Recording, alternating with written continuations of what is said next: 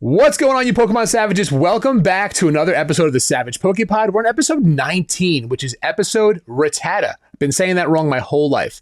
We're going to start off looking at some news news of the BGS sales that happened this week. We're going to look at some Abyss Eye reveals. We're also going to go into this new Pokemon Center.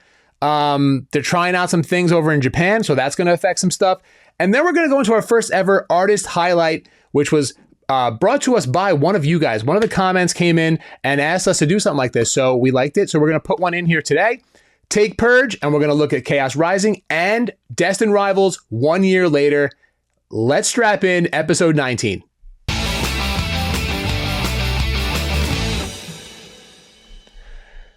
All right, Coda, what is up, brother? Ooh, it's a day, baby. Not good. It's been not much, just busy life things happening, man. You know how it is. Dude, I hear you, man. It's been kind of crazy. Busy around here. Like 3 days. School year. Yeah, right. So we just recorded this. We recorded the last episode, on Sunday? Today's Thursday. Sunday night, yeah. Yeah, it's officially the day before. We're recording this on the 21st, the day before 2 sets drop. I don't know if this ever happened before. I don't know if you know this or not, but English set, Chaos Rising official release tomorrow. Mm-hmm. And then Abyss Eye official release tomorrow as well in Japan. I don't know if Pokemon has ever done something like that. I can't remember. That's all I can think of. Yeah, I mean, it's odd. 2 sets, obviously, whatever. But yeah, it's interesting. So, guys, welcome back to another episode. We really appreciate you guys, man. We're loving the comments coming in. A lot of rocket emojis that came up through Spotify that I've been noticing. So shout out to everyone that's listening and just actively participating in something so small, but it means a lot to us. Again, drop all your comments, whatever you guys feel. We're going to read some comments a little later as well. And we'll read them aloud. We'll go through them. And subscribe where you're at. Hit the like button, share, comment, do all the things. We really appreciate it. We're going to hop right into our favorite Rattata. I've been saying Rattata my whole life. Is there anyone, if you guys are, you're going to spell it the same way. People say that. Yeah. I've been saying Rattata my whole life. So if you got some Rattata gang in the chat, write Rattata gang. You're going to spell it the same way, so it really doesn't matter. But we're going to hop into our favorite Rattata cards, switch this over. Hopefully our program doesn't crash. Coda, you picked it. Dude, I think, is this a Japanese exclusive? Is that what that's Japanese Sun and Moon promo? I don't remember. It's like their Pokemon Gym stuff. Like, I don't know that it's specifically a Japanese, but I didn't see it in English on TCG Player, which is me either. Obviously where I'm finding a lot of these. So I just, first of all, I mean, I don't know if this is a hot take. I don't know how hot this take is. I just think Alolan Rattata is way better than the Cantonia Rattata. I like the stupid little mustache. I think it's funny. But I just enjoy it more. So when I saw this card, I love the colors. Again, if you've watched for long enough, you know, pink, purple, blues, like that's my color scheme. That's where I live in the color spectrum. So I ended up going with that one just because it looks good, it looks cute, and I like exclusives. I like promos, man. Yeah, big promo fan here. Yeah, I kind of like what they did with the Alolan, and I was actually really new to that whole thing when I got back into Pokemon. But the changing of the colors of Rattata here to like a black color is with the mustache thing. It's kind of cool. I mean, I like them. Yeah, and this artwork is definitely playful, which I like as well. Yeah, I was gonna say a lot of the Rattata artwork was very like, it was trying to pose it as like really fierce, like angry rat. And I like this one, and then the one from 151 where he's just like running across a log. Like, I like that. It's our little mouse, dude. It's just a little mouse. It's just chilling out. It's just hanging out. He's a good boy. Look at him. Cool card. I'm gonna flip into mine real quick, and I went with this Breakpoint one. And to your point, exactly. The fierce looking, rat. I'm gonna zoom right into here so we can look at this. I was looking at these, and I'm like, you know what? They're all very similar, but this one really got me. I'm not sure what's going on in the sky over here in the background.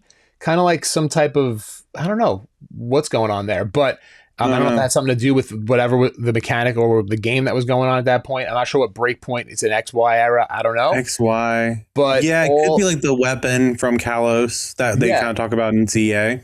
Like something like the sky opens up and something comes through, kind of like a Marvel thing. But I do love how the Rattata is running, and it's like the angle is like very like wide angle up close, and then you can see the others in the background. So they're fleeing from somewhere, either running from, like, it looks like they're running from something that's about to come out of that. So that was one of the reasons why I chose this card. It just looked so cool. I think there's like a bunch of them in there. So that is our favorite Rattata cards. Let's roll right into some pretty hot news this week, man. I'm going to go into this Instagram. This is PokeNotify. Dude, guys, I don't know if you guys... this to you. I'm sure everybody has heard of this already this week. This Bubble Mew, Black Label, a BGS 10. Now, there's only 2 of these in the world. One of them... The guys over at the Card Lounge podcast, shout out to Jake and Robo, they had him on there. He's a vendor. I should have looked up his name because he's a really cool dude. And I actually just saw a video pop up in my TikTok feed of him interacting with somebody. And someone was asking, how much is that? And he priced it at $100,000. And he said, there's only 1 of 2 in the world. And now all the comments are like, dude, way to hold on to this. This just sold for like more than double. So I can't believe we're at a point right now where a modern card, obviously a BGS 10 Black Label, which is like the pinnacle of grading, but still, this is probably the highest valued modern card I think that has sold in this. And it really comes down to the number of grades. There's only 2. So what are your thoughts on this, man? Like, I think it's the grade, obviously 2 Black Labels. Really impressive, that's really cool, especially for modern, where it's a lot, there's a lot more like PSA 10s and pristines and probably Black Labels flying around because he's usually packed fresh. But I think it also is an indication that this card is going to be this is the Moonbreon, this is Lottie Twins, this is there wasn't anything in XY, was there? Whatever, this is the card that is going to define this era between Mega and Scarvy. I think this is the card that's unless something comes through, and I don't necessarily on the horizon, we don't see anything coming through that's going to trump it. I think it's just going to be the card that defines the era, and we're gonna talk about the Bubble Mew in the same air as the Moonbreon for a long time, and it deservedly so. This card is incredible. It's beautiful, fantastic. Artist, or for the artist did a fantastic job. I love the Pokemon background. I've always been a huge fan of this card. Never, $250,000 fan of this card. Yeah. I don't know if you saw the person that bought it, but they're like the biggest Bubble Mew. They have like walls of PSA 10 Bubble Mews. It's that's madness, insane. Dude. Yeah. Oh my god. Yeah. I saw. I don't know who tagged him, but he was in the comment section of one of the announcements for this card, and he was and you look at his Instagram, and I would say if I knew it, because it's kind of a cool look, it's money I'll never touch or see in my lifetime, but it's still like it's just cool to see. But yeah, dude, and not to mention like obviously this is huge. It's a modern card selling for $250,000. It's so much more expensive than even the guy that owned the 1-in-1. Because when that podcast came out, he had the only one. Yeah, this one just got graded. Well, I'm pretty sure he didn't sell his because he said he wasn't going to sell. This one, whoever sold it, I think is the more recent one. It's the one that was graded. I think a couple months ago, maybe. Yeah, and I don't know if he could tell if there was one. Did he know that there was one being graded? I feel like that was. I don't remember if that's what he said on that pod, but.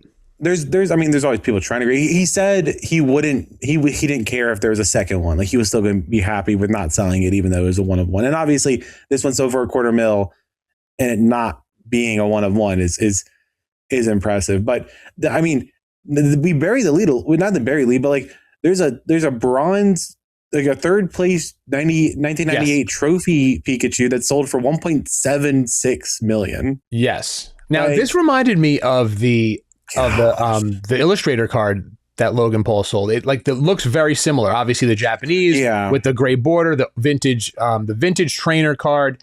So was this at a similar event?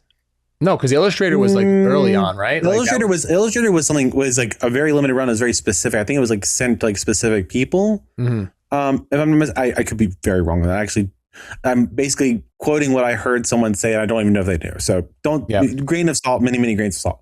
But so I mean, this is something they've been doing forever. Is where you get trophies for finishing well at different tournaments. This doesn't say what specific tournament it was. It just says 1998 third place, third tournament trophy. So I don't know exactly where it was from, but again, PSA 10.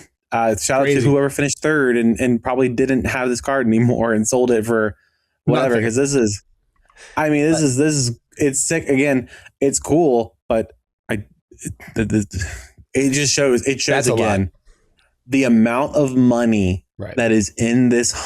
I'm not gonna call it a hobby in Pokemon TCG right now. Yep. And this is so mind-boggling that people just don't you don't fathom how much people are buying. You think scalpers are bad? I guarantee you, there is no scalper that has made this much money in the past year, or they've been hard pressed to do so. They've been grinding for that. Mm-hmm. And this card, the Charizard, I love this card so much. Yeah. Oh. Now this is like it's just again, I mean, it's not as vintage as like our vintage holos look. I wasn't in Pokemon when these type of cards came out. Nothing too crazy, but is this a gold star? Is that why? Yeah, the gold stars. Yeah. So gold star. Yeah. Now these were like limited runs as well. Was this like a main set? I don't know. It was in Dragon Frontiers. Yeah. It was an main set. It was just a hard card to pull. I actually don't know what the population on it is. Very curious about that. Does it say it down here? I don't think it did. It didn't say, which means it's probably a number that's not very intriguing, to be fair. Yeah. I mean, like they called out like this is a pop 1, pop 1, pop 2. Yeah. Now here's the question before we move on from this. This Bubble Mew becomes very interesting. I know last week you mentioned that you really like the card. This now becomes a very interesting place for the guy that has the one, right? Because he wasn't really looking to sell. However, this person that bought it for $236,000, this is staying in a collection, guys. Like this is something, if you're spending this much money, you saw what the guy had now, that Cody, you brought that to light, that he has a collection of Bubble Mews.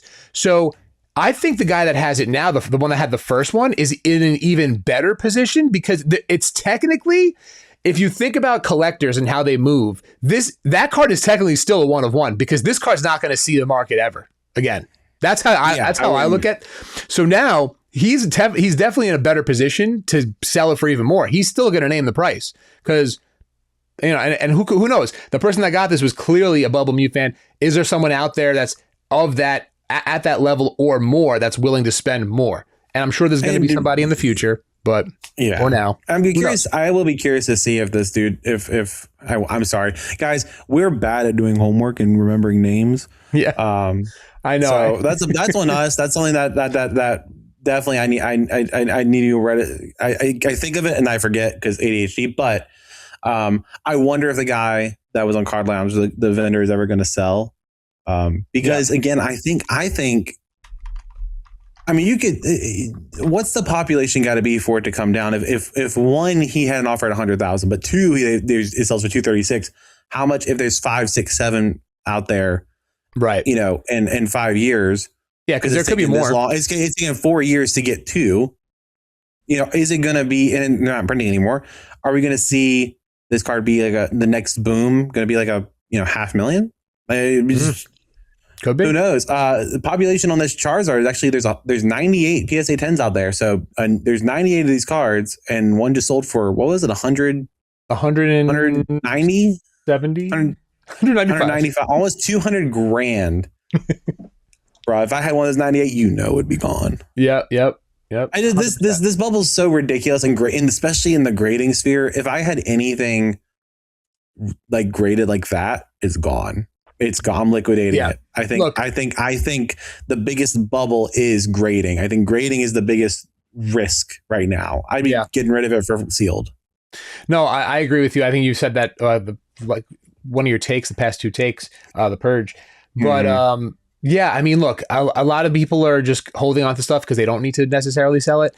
I'm in the same boat as you. I feel like there's so many people that are in here that are like, yo, if this card hits this value, it's gone. Like, this card that I'm connected to, but like $100,000s of dollars connected to, you know, you could better more than yourself. You better your family. You know what I mean? So, you know, it's a tough call, but dude, it's still crazy nonetheless to see what is actually happening right now. Is nuts. It really is. It's wild.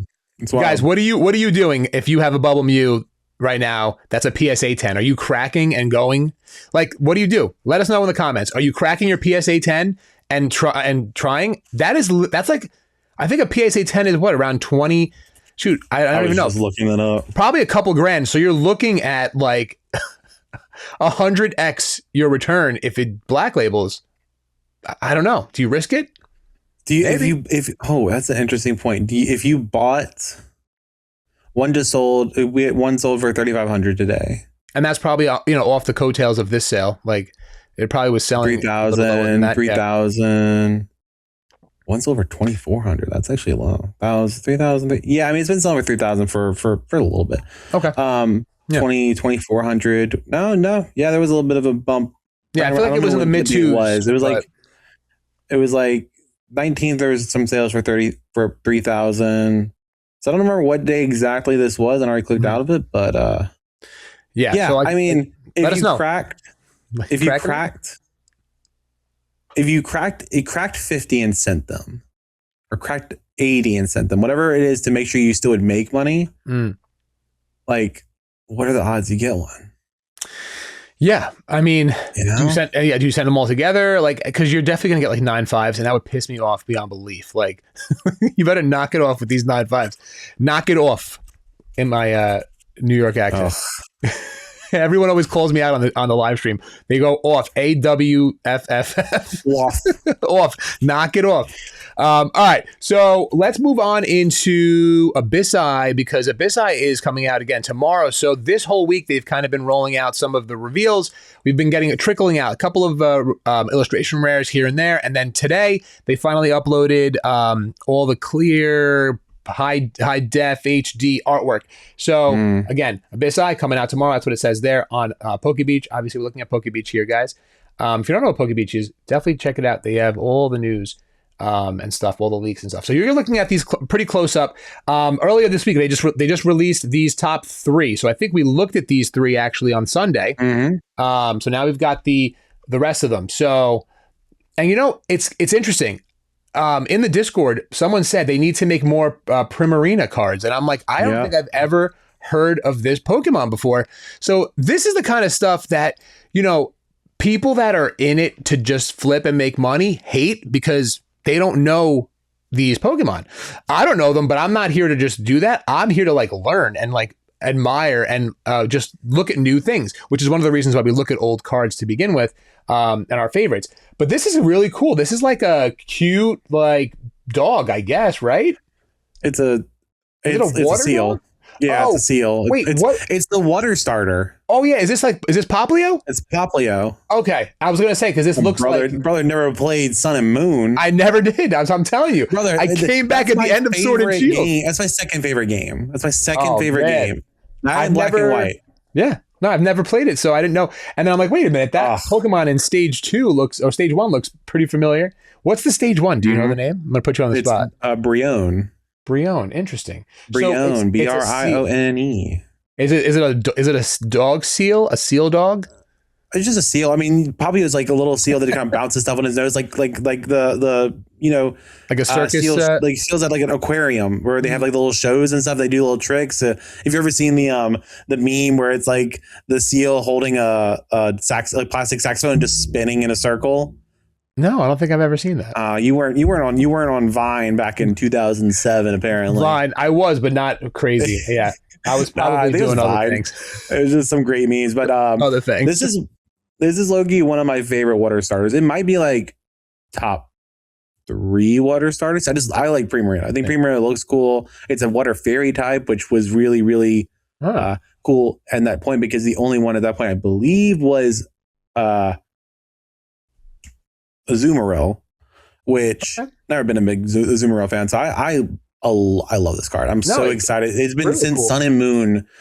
Since Sun, I can't remember which set, but Sun and Moon was the last time they printed any Pre-Marina cards. Honestly, I think this card looks more SIR than what we'll get to in a second, the Zeraora, which I think they did so dirty. But dude, this Manectric card looks sick. I think now, and I was like, didn't we get a Manectric? But we got what's this? Electrike? Did we get Electrike? We got Electrike and Phantasmal, I believe. It was like him in a field. And then we got a Mega Manectric, I believe, full art. Right? Something. Yeah, that sounds right. I think that's what we got. Mm-hmm. Yeah, this card looks awesome, I think, as well. Slowbro, guys, like, look, Gen 1 Pokemon. I love this guy. A lot of people are already like, Slowbro's my chase. They're like, so. This is not a single thought. He's like, duh. Negative thoughts. What are you looking at, bro? The light? I think he's looking at this light. He's looking at the light, man. He's living his absolute best life. Freaking zoned out. Looking at lights. I love it. Fully zoned out. I love it. Delmise, which I've definitely seen some Delmise cards. Interesting artwork. I think it's kind of like very sketch-like. It's interesting. Definitely different. It's almost like there's so many lines. It looks like it was hand-drawn. There's tons of line work throughout the whole thing. It was just filled in. It looks gorgeous. I love Banette and Shuppet in the background. I was going to say, you see the Shuppet? Yeah. There's a Sinistcha over in the left corner here. I think it's Sinistcha. I can't zoom in without distorting it. This thing over here. Yeah. Right there's a Sinistcha over there. I haven't looked through close enough. I wonder if there's a Pulte guy somewhere. I don't see it. But I'm a sucker for cards with Pokemon in the background, man. So this is going to be one that's probably going to be really cheap because people don't like Delmise. Also, a lot of love for Gen 7 in this set, which I really appreciate. A lot of forgotten Gen 7 Pokemon. So that's Sun and Moon, right? So that's why you're... Mm-hmm. Yep. Thievul looks really cool. I think it's like a really cool artwork. Is that jumping on the rooftops? Very like Mary Poppins-esque. Zarude, which we spoke about once, and we were like, this is like the forgotten whatever. But I think this is going to be our ETB promo. It is. And I don't know what the heck is going on here. This card is so dark. Talk about pitch black. This card, like, what's happening in this card? It's very hard to tell. Is he climbing they made some trees? Like, I don't know. I'm not sure, but they made, it looks like he is standing on a limb or something, like, in the tree. They made some really interesting positioning calls in this set. Like the way the cards are, the Pokemon are positioned in reference to where the viewer is. We'll look at that more in the SIRs, but I don't like Zarude, so I don't like this card. And it is kind of like, it's just one of the issues with this set. I really like this set, but there's a lot of cards that are just kind of like just dark, and that's like that. Their whole calling card is just kind of being dark and not really super discernible. Right? Yeah, it's interesting. I don't know. Look at this Bastiodon. Look at the guy. Yeah, it's just it's just cool looking. And I don't know. They've been doing these like, I guess this is like a fossil type, or I don't know. What's the stage one? Well, Shieldon into him, but it does kind of look like what was one of the base or jungle or something had the unidentified fossil or something like that, where it's like a bunch of fossils. I don't have the card on me, but it's somewhere on my desk. Yeah, don't some of these actually, dude? I learned this recently, and I didn't know that Pokemon, they evolve from the fossils. So like when you play the TCG, you play, dude, I was like blown away by that. I'm like, wait a minute. What? Yeah. Toucan. I remember playing, I don't think I ever even heard of. So Toucan's another Gen 7 Pokemon. It's the Pick a Pack. It's a Route 1 bird for this generation, which again, I think he's one of the best Route 1 birds. Staraptor, I still like a little bit more, even though Mega Staraptor sucks, but I like Toucanon. I like Toucan Sam. It's fun, tropical feel. Again, it just looks nice. Do you see the hidden Pikachu all the way back here in the tree? No, I'm just kidding. Brother, please don't. I want this card. Here's the thing. I'm such a Gen 7 fan. I want these cards. Again, another Gen 7. We have, Savali. Technically, not Type. They evolves from Type Null. Okay, I don't even know if I know stage one. So Type Null was a Pokemon that was basically like an amalgamation of parts of like other Pokemon or something, or like interesting. It was like a science experiment essentially from the evil team, Team Skull. Well, not Team Skull. It was anyway. If you played Gen 7, you know who the evil team is. But so Savali is like baby Arceus, where all of its stats are like 80 across the board. So it's like not that good, but you can give it different typings through. I forgot what its drive is called. It's something. I don't remember exactly what it is. But it looks really cool, and the way that the light shines through, like you could see like this like lines going through. It looks really cool. I mean, it looks really nice. Again, did a good job. Gen 7 getting a ton of love in this set, man. With Fomantis also is in this set, and that's another Gen 7. So I don't really know why Pitch Black went to Gen 7 so much, especially since Darkrai is not Gen 7 at all. Neither are any of the SIRs really. So it's an odd choice, but I'm not sad about it. I love Gen 7. Wailord getting some Lorantis, Leolord, the Mega Zeraora, which does look cool. Yeah. This one. Yeah, I agree. That one looks cool. Chandelure also looks cool. Better than some other cards we're about to see. Yeah, I think it almost looks better than the Mega Darkrai looks cool. I mean, I do like the Mega full arts that they've been doing in this era. They've been doing a really good job at like just showing the Pokemon in the back. Like you could see the Darkrai here, the Chandelure over here, doing a good job at it. More Peko. Yeah, some of these other full arts are Excadrill. Okay. Yeah, you got your items, which looking like all the rest. There's quite a bit of items. Like 1, 2. I don't know what this bell is. 6 items, dude. Like it's kind of crazy. I don't know what this bell is. Dark Bell. That's interesting. Huh. Pretty sure this is Venture. I don't know what any of this is. Brave like Bengal. Brave Bengal getting a full art's nice. I do like the full art Misty. Also, random card, man. That was one I saw. I was like, okay. I mean, we did get that full art Brock in Journey Together, right? And then we never really saw Misty. So, man, I wish they would do like a red. We did see Destined card Rivals again. Fun. Gladion. Gladion. Yeah. Of course. Another fighting spirit card, I guess. So this is the Grunt. Yeah. You got your Gwyn, which is wearing like a chandelier on the Chandelure, Chandelure on the head.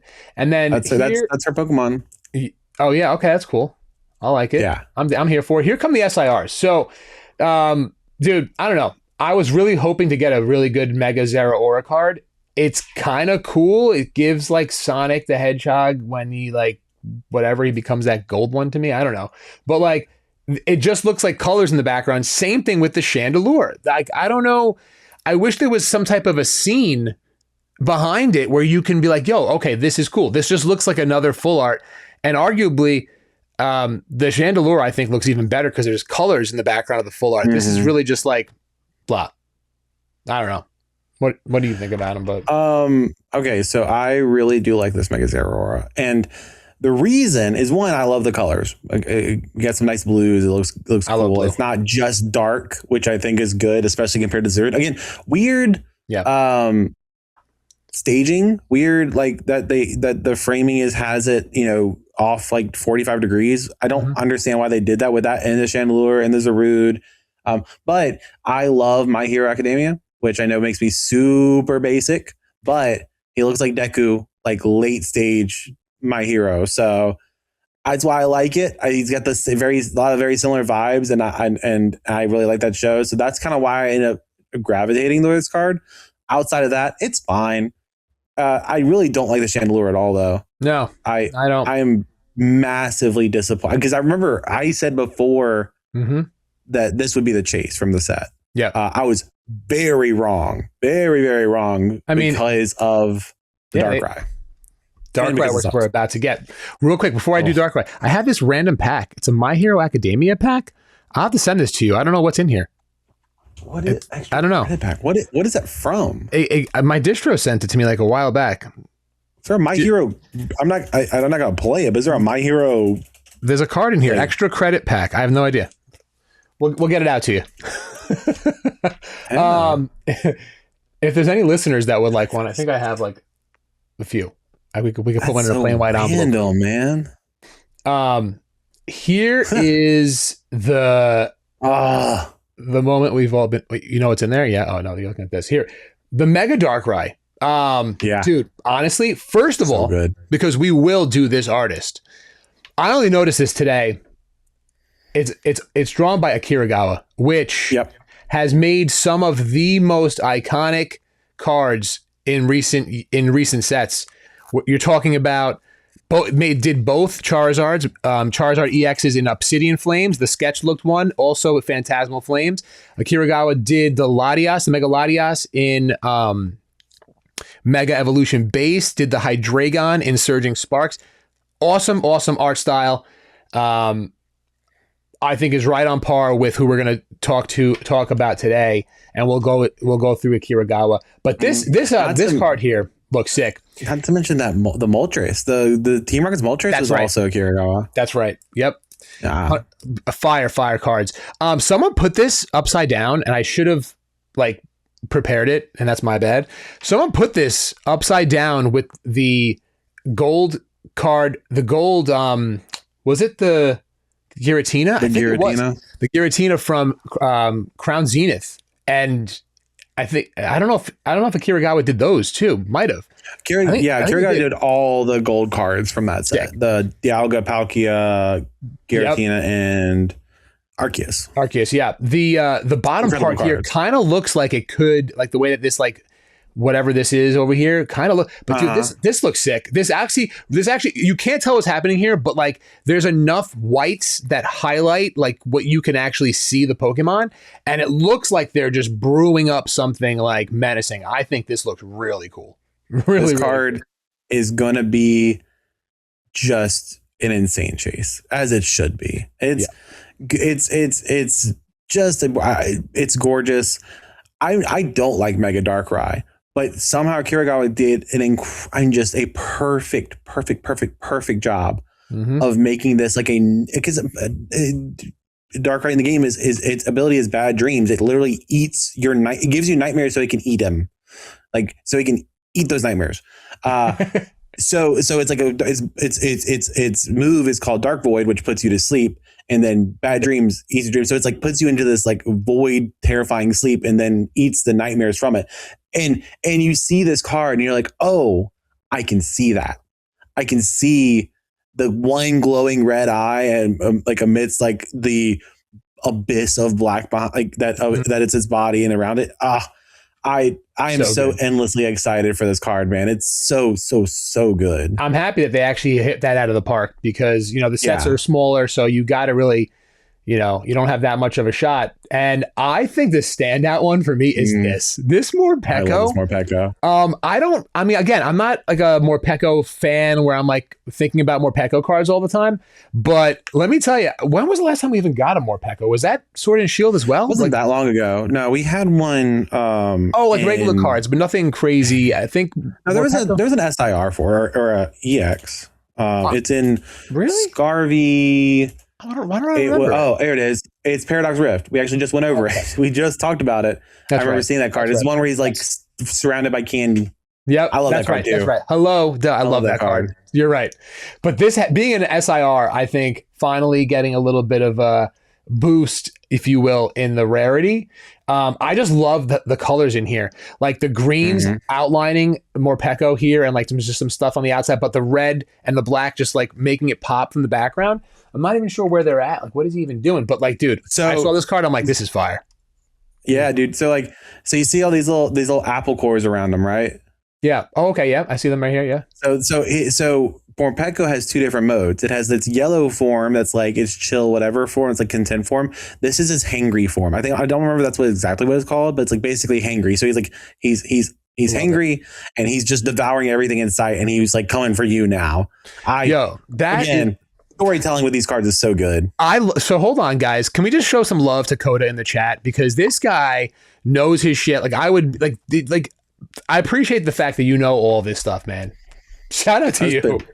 I've invested way too much of my brain and life into this medium, and I love it. I love it, man. Yay. So real quick, this card actually goes with the other card, which I saw, which we'll get to right here. This is a connecting art with the Silvally. Yep. I think it's so cool. You can see the sun here actually with the sun rays that were in this one. Absolutely stunning. I love when they do that. So, and I don't want to skip over any of this, but I love when they do that. This is actually a pretty cool trainer SIR. I think it's better than the Gwyn. But it is. Gwyn looks cool. It is, in my opinion. I like the Gwyn. Gladion, again, so Gladion, Silvally is Gladion's Pokemon. He saves it from Aether Foundation, and evolves it and raises it and all that stuff. So like that's his like redemption arc kind of. So awesome. Again, Gen 7 fan, this is art. This set is just, it's my favorite set of Mega outside of Ascended because, and it is biased because of the Gen 7 love that it gets throughout of it. I love it. And then we'll finish it up with the Mega Darkrai EX, which doesn't look that bad. I gotta say, like, it actually, I know you don't like gold cards in general, right? But I don't mind the fact that you can actually, like, the Greninja looks, the base that's on the top of the card takes up too much of it. This you can actually see, so I don't mind it. Yeah. These gold cards are growing on me. I think the Mega Charizard from Phantasmal specifically, I really like the Mega Charizard X, and I really like this. I didn't really like the Zygarde. I really don't like the Greninja. And the other two, like the Gardevoirs are okay, but like for some reason this really looks great as a gold card. I don't know why. I'll tell you why I think it. Around it. Exactly. That's why I think it. Because like there's, you can see it. There's just dark here. I mean, it's darker. I guess it also depends on how the light shines on it, but like it's darker here. So you can actually make out a little what's going on. And this like tribal circle thing is actually more present in this card, more than the Greninja.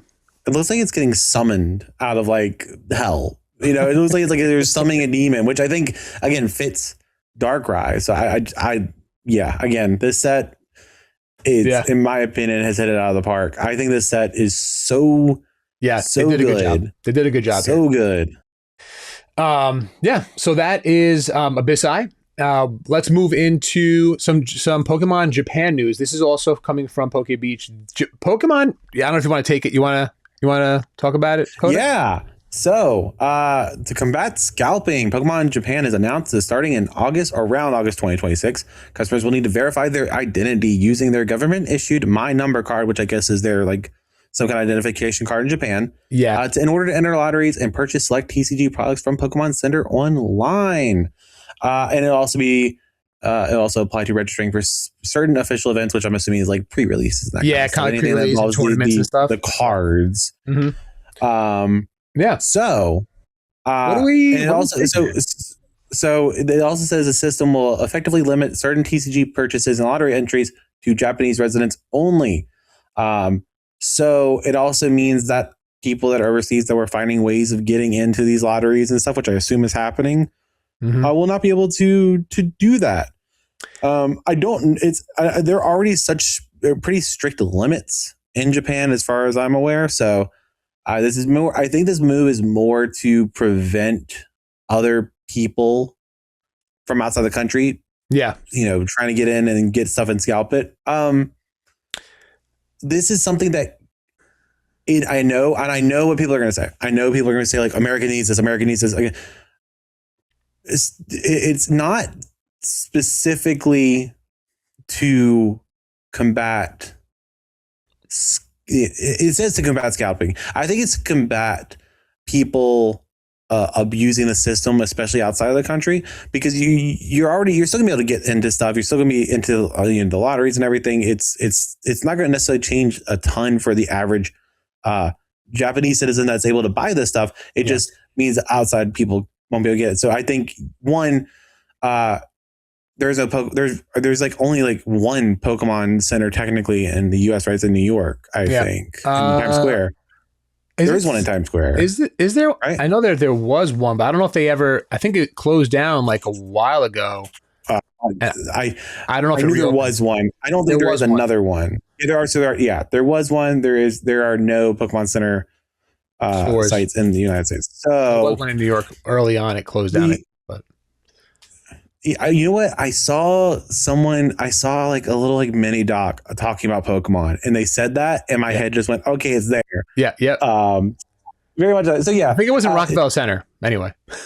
Yeah, the only way that Pokemon can do this is requiring it online for U.S. citizens. They'll never do that because that is a massive security liability. There's no way that they would ever take on that burden. So this can't be implemented realistically in America because Walmart's not going to do it. Like Walmart's going to check IDs, and keep track of IDs and keep that information. No. I don't even think they legally can. No, I would say a privacy issue. It'd be a whole all sorts of issues. I just don't know if like Pokemon Japan has like the same issue that we have as far as botting. I would assume they do.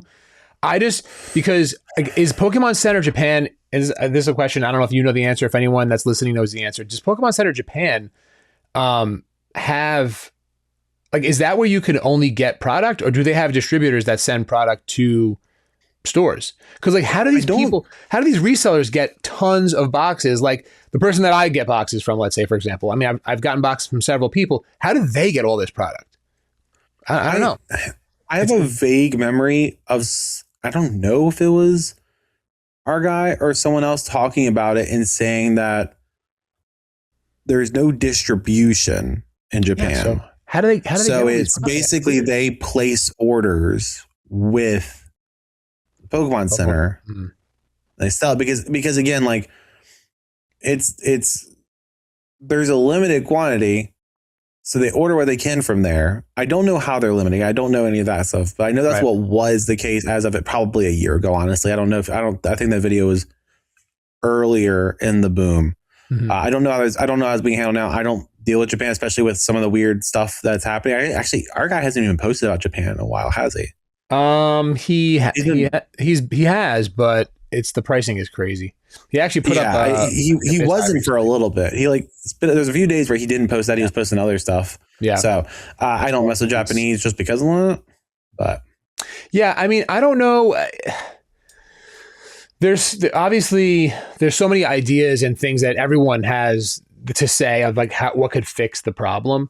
I'm going to be interested to see how this affects, because like the United States, us as buyers are like the third market. Like the secondary market, they have a secondary market in Japan, and we're like the third. We're like removed. We're like a cousin twice removed, because now it's like we're like, you know what I mean? Like we're buying maybe more than what the people that are there are buying. I think that's really the problem that they're having, is that like their local consumer and fan base can't get it because the demand outside of Japan is so high that every set that comes out is like 3 times MSRP. I mean, obviously we have that issue too. Not 3 times MSRP, thank God. But yeah, I mean, I think main sets we used to be, and this was before I even started ripping Japanese on my stream, I think around $30 to $40 a box. Don't quote me on that, but it was lower. So,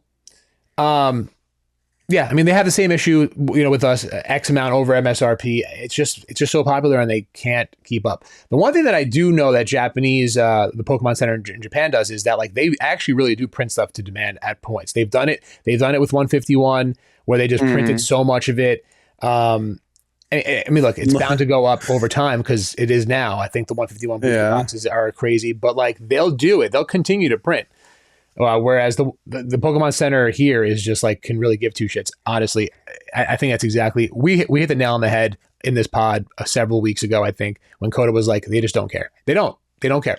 I think you're seeing more with Japanese. The Pokemon Center might care. It appears that maybe there's other entities that may not care as much, and that's all I'll say. Yeah. So that is the news there on Pokemon Center. I don't know if we'll adapt anything like this here. It kind of seems like we did announce, Pokemon Center did announce something with codes that they were going to send you. And I don't know if you signed up. I've been getting codes of like random stuff that pop up, and I click on it, and I don't know if they're testing it, right? I don't know if you got one yesterday or was it today? When they put up like some of the fossil stuff or like the fossil museum stuff. Yeah, I got the emails and stuff, but like I got a text yesterday, I think. They're not gonna. No, they honestly, they didn't do it with, the only TCG they've done it with was the Phantasmal like booster bundles or something like that. They're not going to, that was an idea. And I think they're just trying to find ideas. And I think that realistically, they should just look at Costco and just do a pure lottery system. Yeah. Just like all this crap they're trying to implement has not worked and is just glitched out and looks bad. Just pure lottery system. Good luck. You know, stop with people like, oh, it's not fair. Who cares? You know, what's not very, you know, what's ridiculous is the expectation of using of having to like present our like physical IDs and have that information taken every time we do that. Yes, you put in your address for places, but guess what? I can put in my office address. I can put in my PO box. I don't have to put my physical address. That's true. My name's everywhere. It doesn't matter. But the other stuff, I don't want a Walmart employee having access to my identification stuff. I don't want to put it online. You don't. Unless you're going through like an official government site, you are generally never going to be putting, or like a job thing. You're never going to be putting your identification online. So it can't be implemented in the US. No. The reason they get implemented in Japan is, as far as I'm reading, this is not like a social security number or like something. It's like it's just like a number. It's just like a little thing that's like, here's the number you can use for certain things, or it's required for certain, whatever. And it doesn't look like something that it probably can be exploited, but it probably can't be exploited to the same degree of like stealing your identity. Right. That, using our ID. So it can't. The problem is not that, it just can't be implemented like that. There's no way to have an identification based thing. It's impossible. Yeah. And, with all like listen, like you'd have everyone that's like issues with like privacy and the rights of all that stuff. It's like, I don't think it would ever go the way that they would want it to go. So it's there's like not even liability in that. Yeah, there's so much liability in that. There's no way it'd be worth them even trying something to that nature. But yeah, I wanted to move into the artist highlights. So, and I meant to pull up the comment. There was a comment, I believe it was Christopher on Spotify. Forgive me if that's not it, but let me switch over to that real quick. All right, so here is the artist highlight, our first ever artist highlight of the pod. So we're gonna start off with Shinji Kanda because I think they have the biggest impact as far as like collectability wise. You always hear people talking about this. So thanks for dropping the comment. So Shinji Kanda is an artist that started in, I didn't realize it, started in Brilliant Stars time. So you can see here, I'm going to zoom in real quick. You can actually see this. I really love Shinji Kanda's art style. And when I came across the Talonflame, I believe it was in Perfect Order, I didn't even realize that he actually made he drew an art card in that set. And I'm like, this looks like Shinji Kanda to myself, and it was. So you kind of just pick up on the artist. But look at this Magmar. I remember because I started back in Pokemon with Brilliant Stars, I remember this card, and I was like, he has a very distinct style with like filling in the spaces with like shapes and stuff. So you can actually see the floor of this Magmar card, the flame of the back. It's not just like a flame. It looks like there's things inside, like little shapes. Like you can see circles and lines down on the grass and these bubbles. You look at this Saw card, same thing. Like the ground isn't like a flat ground. It's like lines that are uneven. They're bulky. They're thin. They're going in different angles. They're filled in. Everything about the art style, I absolutely love. Yeah. Any Shinji Kanda card, it's a Shinji Kanda card immediately. Like, it just pops out. It pops out immediately. It's this very like, distinct, dreamlike. I often say because it's just got this very like, it feels off. It's kind of like Starry Night where everything is like. Yes. Everything is normal. Like you see the Pokemon, it's like, oh yeah, it's a Pokemon, but everything around it's got this vibe of like distorted. Like it just looks a little weird. It looks a little off. Scream. Yeah. The Scream is also one that I think of that has that same style. So you have these cards that just like, it's like you see the Pokemon distinctly. You see the Whiscash, you see the Bronzong, you see the Stunfisk, and then it's like everything around it is just a little weird. And I love that. It's just it's just right up my alley. Like, I was zooming into this Hypno because like the shadow could have just been a darker shade, but no, put in these circles and these starburst looking things. And it really just makes you know that it's a Shinji Kanda card. Aerodactyl from 151, which I didn't even realize did that one. Yeah. It's a unique skill to be able to fill in every single piece with, so this is like, it's a juxtaposition of this versus the first partner cards, where the first partner cards are filled with a lot of things, but the way it's done just feels unfinished and it feels like thrown together, right? Then you have what Shinji Kanda's doing, where it's like every inch, every millimeter that he has access to, he's filling in with something, but it never feels too busy. It never feels like overwhelming. It feels like the Pokemon's still the centerpiece, and yet there's this gorgeous art all around it. It's an incredibly unique skill that a lot of artists fail to do, and not just in Pokemon, but like in any TCG or in any medium. Like, it's hard to fill in space without creating busyness that's unnecessary. This is not busyness. This is like it's atmospheric almost. Yep. So these are his full art SIR cards, promos. Look at this lineup. Like, you're not going to get many artists that are doing this. You guys see these cards. If you've been in the hobby, if you've been in Pokemon for the past 4 or 5 years, you know all of these cards. You know the craze about the cards. You know that people, go crazy when they pull them, and rightfully so. I'm going to zoom in here because this Giratina V, one of the first alternate arts that I've, really fell in love with, obviously came back in at the end of Sword and Shield. Like, again, there's so much going on, but you can see Giratina right in the middle, just like floating, because that's how like they move. But like, my gosh, the detail in the background, it's just a masterpiece. It really is. Like, I appreciate art. I look at this and I'm like, yo, this is wild. And then you look at the Galarian Moltres. This was, I believe, a Crown Zenith tin promo. It was. Actually, hold on a second. There it is. I had this. There you go. So that's the tin that comes in, the Crown Zenith promo. Again, I'm with my legendary birds. I love this card. Crushed it. Very, very simple. This is actually one of the only cards that he doesn't have much going on, like, in the background. Yeah. Like, the sky is there. It's got like the sun rays almost. It's got the trees, the mountains, but it is. And if you think about it, for a card, like, grab your 10 again. Yeah. So for a card that has a fair amount of it distorted, it's a great way of still putting in his style of this, like this just odd like vibe.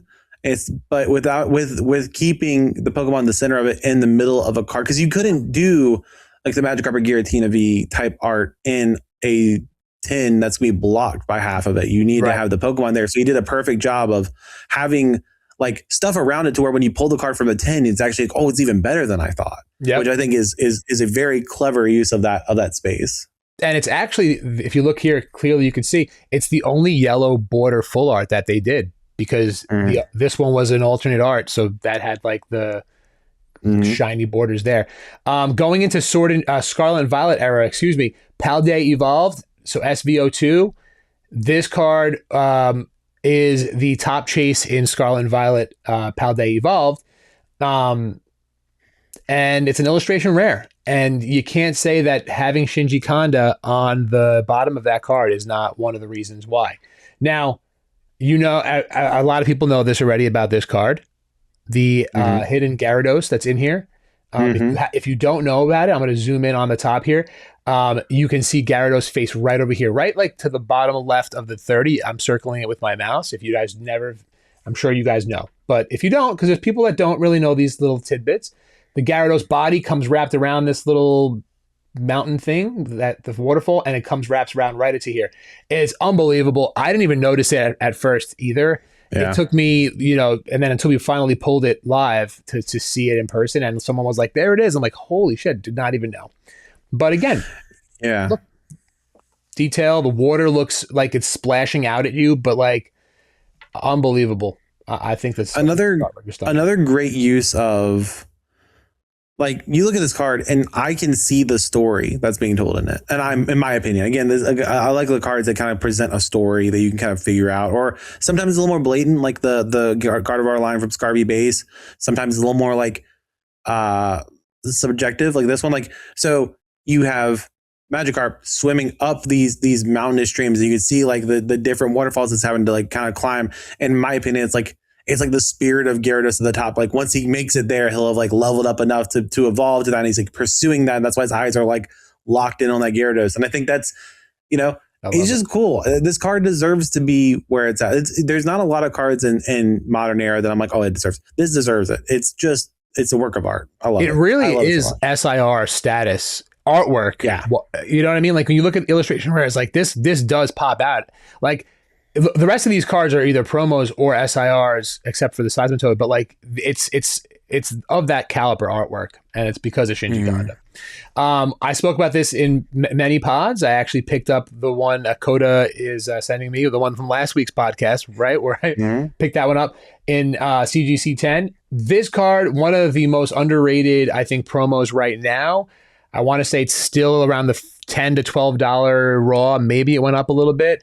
But at that price range for a Shinji Kanda, again, I'm saying it just like that. Look at this Magneton.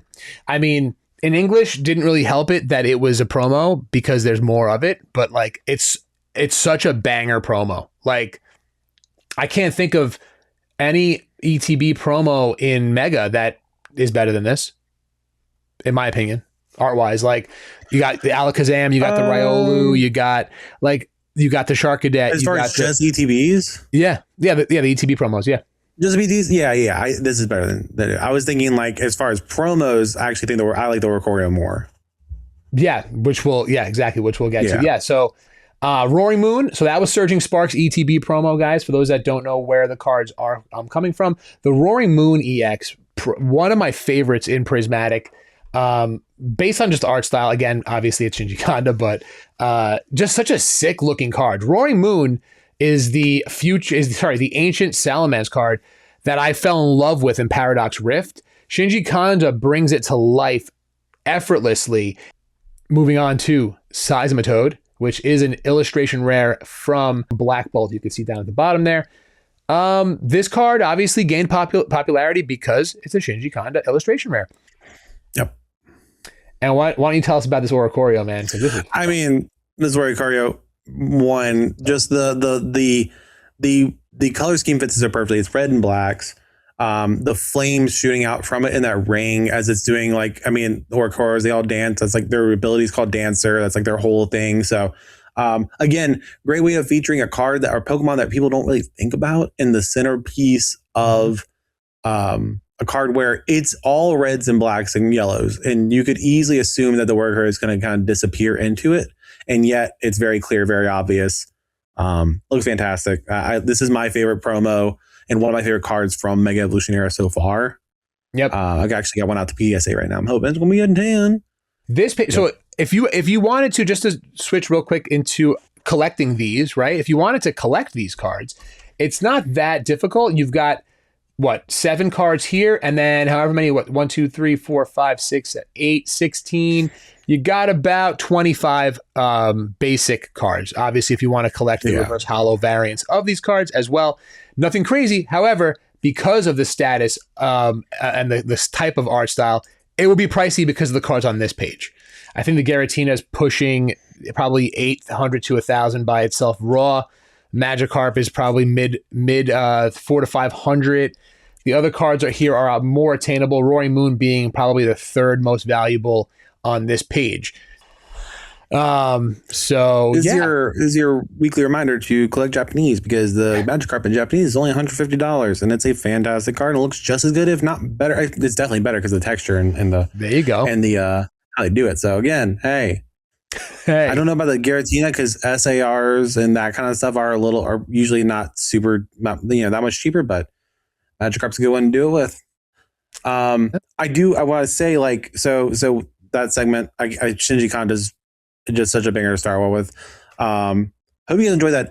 Audio listeners, if you can think of any way to engage you guys better on that segment, please let us know in the comments, because I want to make sure that you guys don't feel left out. Of course, you can feel free to skip it. You can skip ahead in the podcast till the end of that. But just so you're aware, we know you guys are there. We're not video elitists over here. We know you like to walk around listening to us in the background. So if you have any comments on that, please let us know in the comments below. Yeah, absolutely. All right, so let's go into Chaos Rising, which officially comes out tomorrow, May 22nd, 2026. We've looked at this before because we looked at Ninja Spinner a while back when that was coming out. And here's just the lineup of it. I'm just going to scroll down. You can see it's a Japanese art, but this is the promo. if you guys if anyone that's listening, opened any Chaos Rising, if you got anything early from some of your stores, a lot of these stores do tend to put some stuff out early. I don't know if they do it on purpose. People know somebody. I don't know what the deal is. I did get some from my distro this week. We did have a stream on, what's today, Thursday? I think it was Tuesday night. We opened up a case of booster boxes and a case of ETBs. A couple of those are going out sealed. But the Fennekin is the promo. I still think that it's weird that Fennekin is the promo, but it is. Oh. We opened up quite a... Yeah, I don't know. It's weird. But I was actually going to say that I think this Fennekin promo is my favorite promo we've had so far in Mega Era. Ooh, hot take. The colors fit, but like the colors just fit it perfectly. It's a little like a fox. It's just a little friendly fox just chilling out, looking out in the sun, got some plants. I think it's the really nice aesthetic for it. And I've been disappointed with Mega Era promos. Like the Riolos, I think my favorite one up until this point, and I still like this one more than that. Yeah. Oh, okay. I like the Riolu, but I because that's not my favorite Riolu. I like the Riolu from somewhere early in the block. I think it's Scarlet and Violet base. Yeah, a little weightlifting. These guys, a little work. I love that one more. Yeah. So this Fennekin is definitely one I'm going to pick up because I think it just looks so dang good. Cool. It is cool. I don't really, not a fan of why they chose it for this set. I would have loved the Froakie, but Froakie's in the set. I love the ETB. I know we spoke on that when we first found out about it. We basically, so out of 6 booster boxes, and I think we opened up maybe 7 or 8 ETBs. We pulled every illustration rare, almost every full art. We pull a few. We have like a few SIRs left before we give away an ETB to whoever pulls the last one. So, and just that, what is that, like maybe 300, a little bit over 300 packs? So not that much. If you're looking at Master Set, I know it's expensive, but instead of going out and buying, I know people always say I bought 2,000 packs of Phantasmal and I have not hit the Charizard. I'm like, first of all, you could have bought it, but if you're one that wants to rip it, you should have just bought a case or 2, which would have been way less. Yeah. 2,000 packs. Illustration rares, we went through this again. I don't know if you want to quickly go through it, maybe not, but I think that the illustration rares are cool. Again, this does have a connecting artwork for the Froakie, the Frogadier, and the Mega Greninja. Dude, Ampharos, popular amongst the streams. I think these illustration rares, people are loving these illustration rares. Whether it's new or not, I think they're loving it. Yeah, I think it's, I think outside of Mega Base, this is the best lineup we've had of illustration rares. Because like Phantasmal, honestly, I don't really love Phantasmal. Outside the Charizard, it's not that good of a set, in my opinion. It's like there's nothing that really pops. Whereas this one, like the Xerneas is just an incredible. If that's a Xerneas EX and that was it was a SIR English, it would be a huge chase card. It's a gorgeous card. Xerneas, really cool Pokemon. Outside of the Crobat, I don't like the Crobat, but like the Claydol looks really good. People love the Claydol. Clean, the Sliggoo's clean, Tauros is clean, Watchog's stupid. But like, and then you have the connecting artworks, right? So I think, Loki, this is a set that it's better than Perfect Order in all around. I think, infinitely better than Perfect Order. Yeah. But and outside of the Charizard, I think it's better than Phantasmal Flames by not a crazy margin, but definitely a substantial margin, because I see plenty of cards in here that I think would be really, really cool collection pieces. Phantasmal didn't have that same for me. It didn't have the depth. If we didn't have the best Charizard art in that Charizard, do you think it would this could be better? No. Oh no. Yeah, no. That's what I'm saying. Like if you remove the Charizard and then you remove the Greninja, right? Even if you don't remove the Charizard, I'm saying like you could still have a Charizard, but like look at what happened with Obsidian Flames. Like Akira Charizard is sick, but it didn't really draw. It didn't have that draw. I mean, obviously the market was different then than it is now. Charizard, the Mega Charizard is so much better than that one though. Oh no, 100%. So like I think Phantasmal is being buoyed up by that. Mm-hmm. But as far as the depth of a set as a collector, I think this is a better set. Interesting. Excluding if I had to pick one card to be the Charizard, but if I had to collect one set to look at, like aesthetically, I'm choosing this. Like I'm trying to think. It's Charizard, it's Sharpedo, it's Lopunny, it's Rotom. And it's I think, and it's Dawn. Here you have a little more. I mean, we pulled. So here's what we pulled. We pulled the Greninja, first pack out of an ETB for someone. We pulled 2 Mega Floettes. We pulled the Chinchino. We pulled AZ's Tranquility. So we still have the Dragalge, the Roxy's Performance, and the Mega Greninja Gold to pull as far as the big chases are. We need a couple more full arts, but honestly, it's a fun set to rip. It's another fun set to rip. I hope that it I don't even want to say I hope that it follows in Perfect Order's footsteps, because Perfect Order really didn't do anything to disrupt anything. Not to disrupt price packs, not to disrupt the pack of booster boxes. It literally has done nothing. So I'm saying that on the topic of weak sets or weaker sets. It really hasn't done anything. So Greninja is absolutely stunning. I will just look at that real quick. I love blue. Blue's my favorite color. They've done such a sick job in this entire set. The theme of the pinks with the blues and that connecting from the ETB boxes to this. They really did a good job. And the connecting art obviously just drives it. I love this card. I love this card so much. This set's good. It's a good set. It's a really, really good set with some really, really cool art on Pokemon that don't get a lot of love, and then some Pokemon that like the Ampharos and like the Tauros and stuff that have been around for a long time and are finally getting some love. Like there was no Tauros card outside of Paldean Tauros. Like there was no Tauros illustration rare. So and that card is nice. I love the Paldean. That card is nice. But like as far as like Cantonian, this is the first one. I think that's really cool for 151 collectors. And outside of the Watchog and Crobat, all of them are good. They're all great cards. The Watchog's fine if we didn't just have a Watchog. I think if we didn't just have that, I would be like, this is a good card. It's, it's nice colors or whatever, but the Crobat sucks. I do not like the Crobat at all. Yeah. And the Crobat already got an SIR in Destined. So yeah. I mean, but like the Mega Floette looks good for what it is. The Dragalge looks incredible. Chino's good. I love AZ Tranquility so much. That's my chase card in this set. Yeah, it's really nice. It reminded me of an SIR, and I couldn't remember it. I want to say it might be Wally's Compassion. Just the colors of it. Yeah, it's like the grass greenery with the pinks and stuff like that. So I think I pulled that card in Japanese. Actually, I must have it somewhere around here. Pulled it on a stream somewhere. So. So that's pretty much Chaos Rising, guys. I hope that you guys can get that tomorrow. I'm actually off from work tomorrow. Just realized that. Do we hit the stores with the kids? I don't know. Scout some Targets. Good luck. I do have to return my hoodie that I got from Target, the Pokemon one. I told you I got the gotta catch hoodie.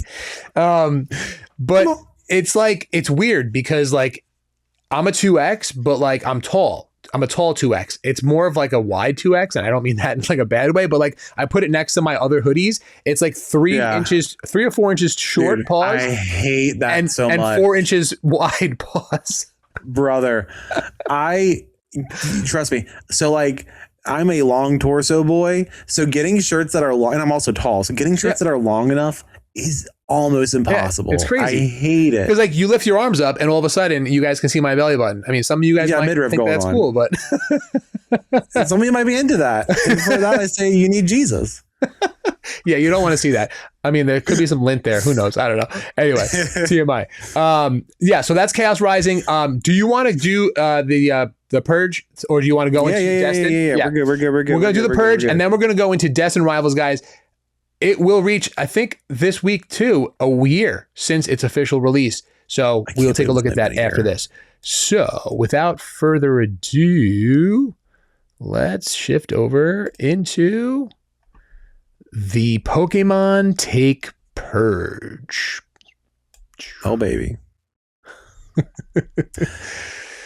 All right. Everyone, cue it up. Welcome into a world. You are now entering a parallel universe where laws are meaningless, where there are no laws, there are no gods, there are no kings, there are only your hottest, stupidest, wildest takes, free to flow from your lips like water from the river Magikarp is climbing.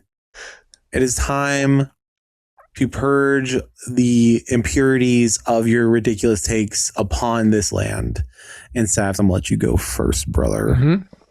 First of all, I think we got to start putting all the different sayings on like a sticker or something, or like a t-shirt, or like a t-shirt or something. Just like keep adding to it. I love the incorporation of the Magikarp in there. So, thank you. Shout out to everybody for rocking with us on the Purge, on the Take Purge. Like, you know, anything goes here. It could be anything that we want it to be. That's right. So my hot take, and I've kind of been on this take for a very long time. And when you said something about this last week, I was like, yep, that's what I'm going to say next week. And we talked about it today, and it is the Bubble Mew. I don't understand the craziness about this card. I said it. I said it. I don't get the hype. I like Mew. It's a shiny Mew. I understand. I don't it's not even the best card in the set in my opinion. I'm a Charizard fan, so I'm also like biased, but I think the Gardevoir is better art wise. I have a Guardy right here. Look at this. I mean, again, I love blues. This card is full of beautiful blues. It's a specific art style to begin with, in that like very playful, kid friendly vibe to it. I get it. I like that there's other Pokemon in there as well. I just don't understand why we have propped this card up to where it's at. Again, I think the Charizard in that set is way better. I think the Gardevoir in that set is way better. And the fact that it's going for that crazy price point, I think is obviously mainly due to just the pop on it, pop 2, whatever, what have you. I still think that Charizard's better. I think that Gardevoir is better. Now, how that translates, I'm very interested to see, and I think that this is going to be a crazy thing that's going to happen with Paldean Fates as it ages now, because it's now out of rotation. The news on this card is going to really start to drive other things with that setup. So we're going to want to keep an eye on Charizard and Gardevoir, because I don't think there's any other Pokemon SIRs in that set, if I'm not mistaken, right? There's no more. So just those 3. So we should probably look at it maybe in like a few pods, looking at the seals, looking at how these singles are moving. I think that, well, obviously my biased opinion, I just don't know how, but I want Charizard to be the top chase in this set too. I don't know. Maybe that's just a selfish Charizard fanboy. It's just it's too playful for me. It's not even in my top 5 artwork wise in the era. So for me to see the sale that happened this week, I thought it was absolutely crazy. And that would probably drive the Charizard to not overtake it ever. Who knows? Maybe like an ungraded raw copy could, but that's my take. I felt this way for a very long time. I don't think that it deserves to be where it's at, but it is. So, what do you guys? Let me know what you guys think about that in the comments. I think this is the first take that's actually triggered me, because I'm like, that's just wrong. Yeah, it's just like objectively wrong. You said it last week. You were like, this card is one of my favorites. And I'm like, oh, I can't wait to. It's good. Purge. I mean, it's wrong, but it's good. That's fine, because we're in the purge zone. It's okay Yeah. Giratina, Darkrai's eating that bad dream, that bad take up, like bad dreams, baby. It's all good. Yeah. Oh man. Yeah. I had to process that one. That's interesting. You'll be all right. I can't wait till Charizard overtakes it, and then you'll really be all right. They never will. It probably That's won't. my hot take. It'll literally, it'll never. It won't even get to half the price. So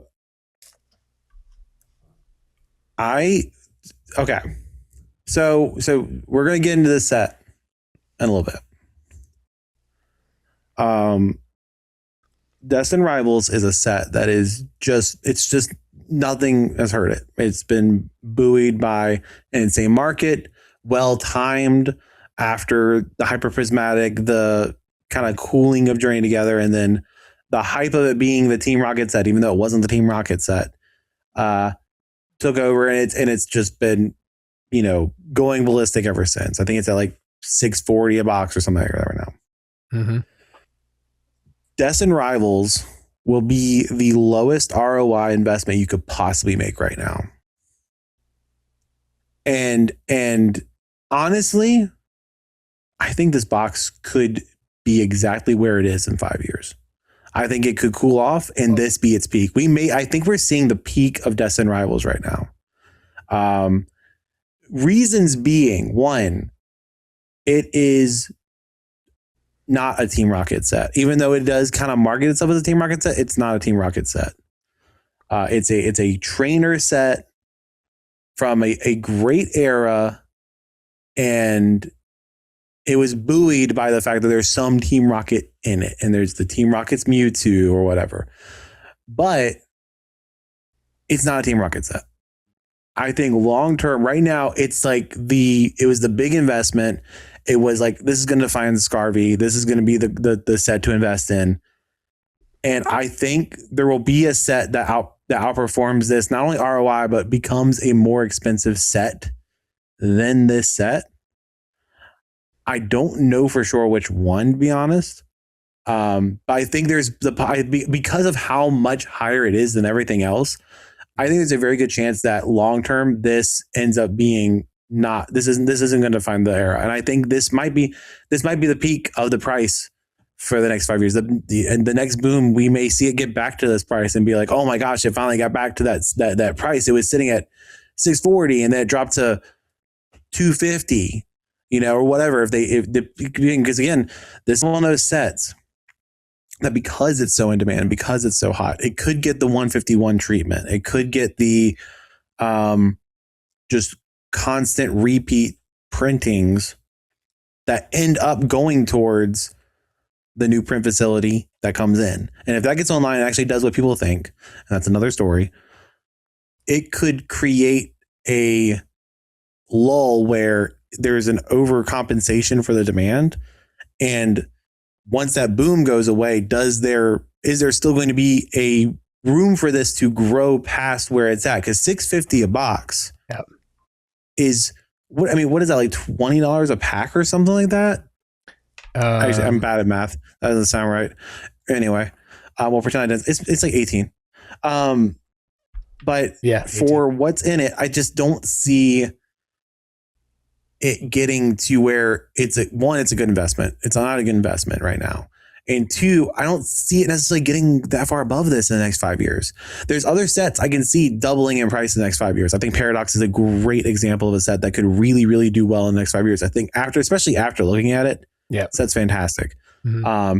I think there are certain other sets. I think Drain Together could be another one that does really well because again, it's trainers Pokemon. It's got some good cards in it. The Temporal Forces is another one that is like lower price point right now. Is not bad. A lot of Sword and Shield boxes are so much cheaper than this box. I think those could outperform it. I don't see this set being like $1,000 a box in 5 years. I just don't see it. I don't think it can get there. I think we're seeing it inflated so much right now that I think there's going to be either a compensation by the market realizing that this isn't that important, and so many people are hanging on to it that there's going to be a glut in the supply when the time comes that it is getting more expensive and people start selling. And the other side of it is this could get the 151 treatment where 4 years after it's being it's been put out, they're still printing it and it's still showing up in stores, and it's still getting more and more product out there.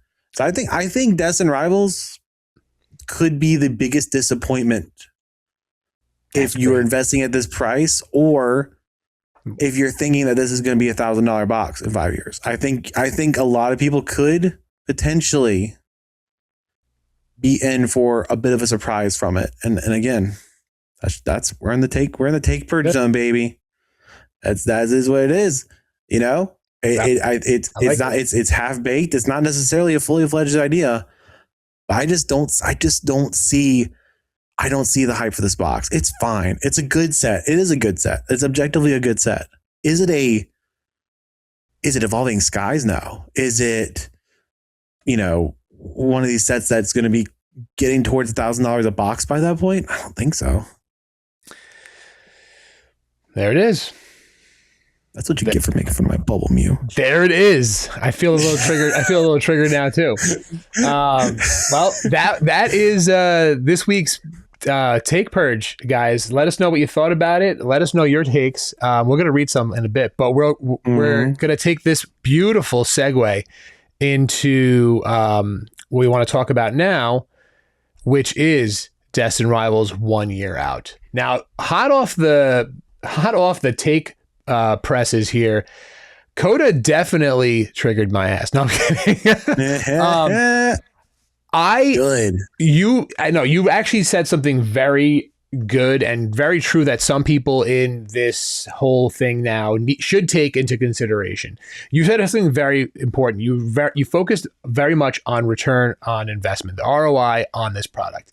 I think that you're 100% right in saying that it is very high right now. So in other words, how we have to look at this, right? Because you also mentioned Paradox Rift. Paradox Rift is probably in, let's just say $300. I think it's like just shy of $300, a booster box. What we have to think about, if you're looking at it from an investment standpoint, is does Destined Rivals go to $1,300 a booster box before Paradox Rift goes to $600, right? Obviously, that's a double. It's very hard I think, to think about this modern booster box that's just now a year old going to $1,300. You also brought something else up that was a very good point. While we're looking at this, the booster box is $650. You look into here. Obviously, this is still in the third block of Scarlet and Violet, which is in that zone of reprints possibilities with that new print facility. However, this box never really dipped below. Look at this. I don't think people were saying this was expensive when it was coming out. It came out roughly around the same price that you're seeing for like Chaos Rising booster boxes now, $240 range. That's probably like the opening starting point of a lot of booster boxes since after Surging Sparks. But it has not dipped below this. And honestly, it did hit in 6 months time from that time frame, maybe 4 to 5 months, September of 2025. It got all the way up to about $500, $492. Then it came back down about $100. And then you've kind of sat in that $400 range for a while. And then this year started upticking. And it hasn't stopped this year. It looks like it's on the downward trend here. But guys, this is crazy. In 1 year, the 1 year snapshot. So this, Coda, can you just help me out with this little section here on the TCG player? Is this representing the 1 year time frame? 6,000 boxes sold. So 6,000 boxes sold, low price of $220, which is not represented in this chart, but $725 as the high, which is insane. Just from the standpoint of ROI, it's tough. I got 2 booster boxes of Evolving Skies around this price a year and a half ago, which was, if you think about it, a year and a half ago, we were in 2024? And that was only 3 years after Evolving Skies came out. So maybe a little less than 3 years. So if that box got to $650 in 2.5 years, and that wasn't in a boom, that was actually in a down cycle 2 years ago when Scarlet and Violet came out, Pokemon was not in a good spot. No. Destined Rivals we are currently in this big boom cycle. Who knows where this is going to go, to be honest with you. I think that it will be higher than this, and it could be just about this price in 5 years, depending on where we are as a collective in this space. It could go either way. But to say that it's not a Team Rocket set, I think you're right, and you're also wrong. And my opinion on that is because look at these things, look at these products, and tell me it's not a Team Rocket set. So look at these products, though. We've got Giovanni and Mewtwo with the Team Rocket R and the Pokemon Center one, which I really wish they would have just flipped the colors 100% instead of leaving. Obviously, the R is red, so it is what it is. But look at the booster box. Who's front and center? Team Rocket. You got Giovanni. You got Mewtwo. You got the grunts back here with coughing and wheezing and Ekans. And you got Garchomp, Cynthia's Garchomp. This box is packed with stuff. $200 for, again, this is the segment where we're just taking a look at this. $200 for an ETB, a regular ETB, which is, I think, more than Prismatic, I believe. I don't think Prismatic broke over 200. half a booster box, which is interesting. I've never seen those in person. I think that's European, the half booster box. Yes, it is. A Pokemon Center ETB value of $550+ is insane. That is crazy.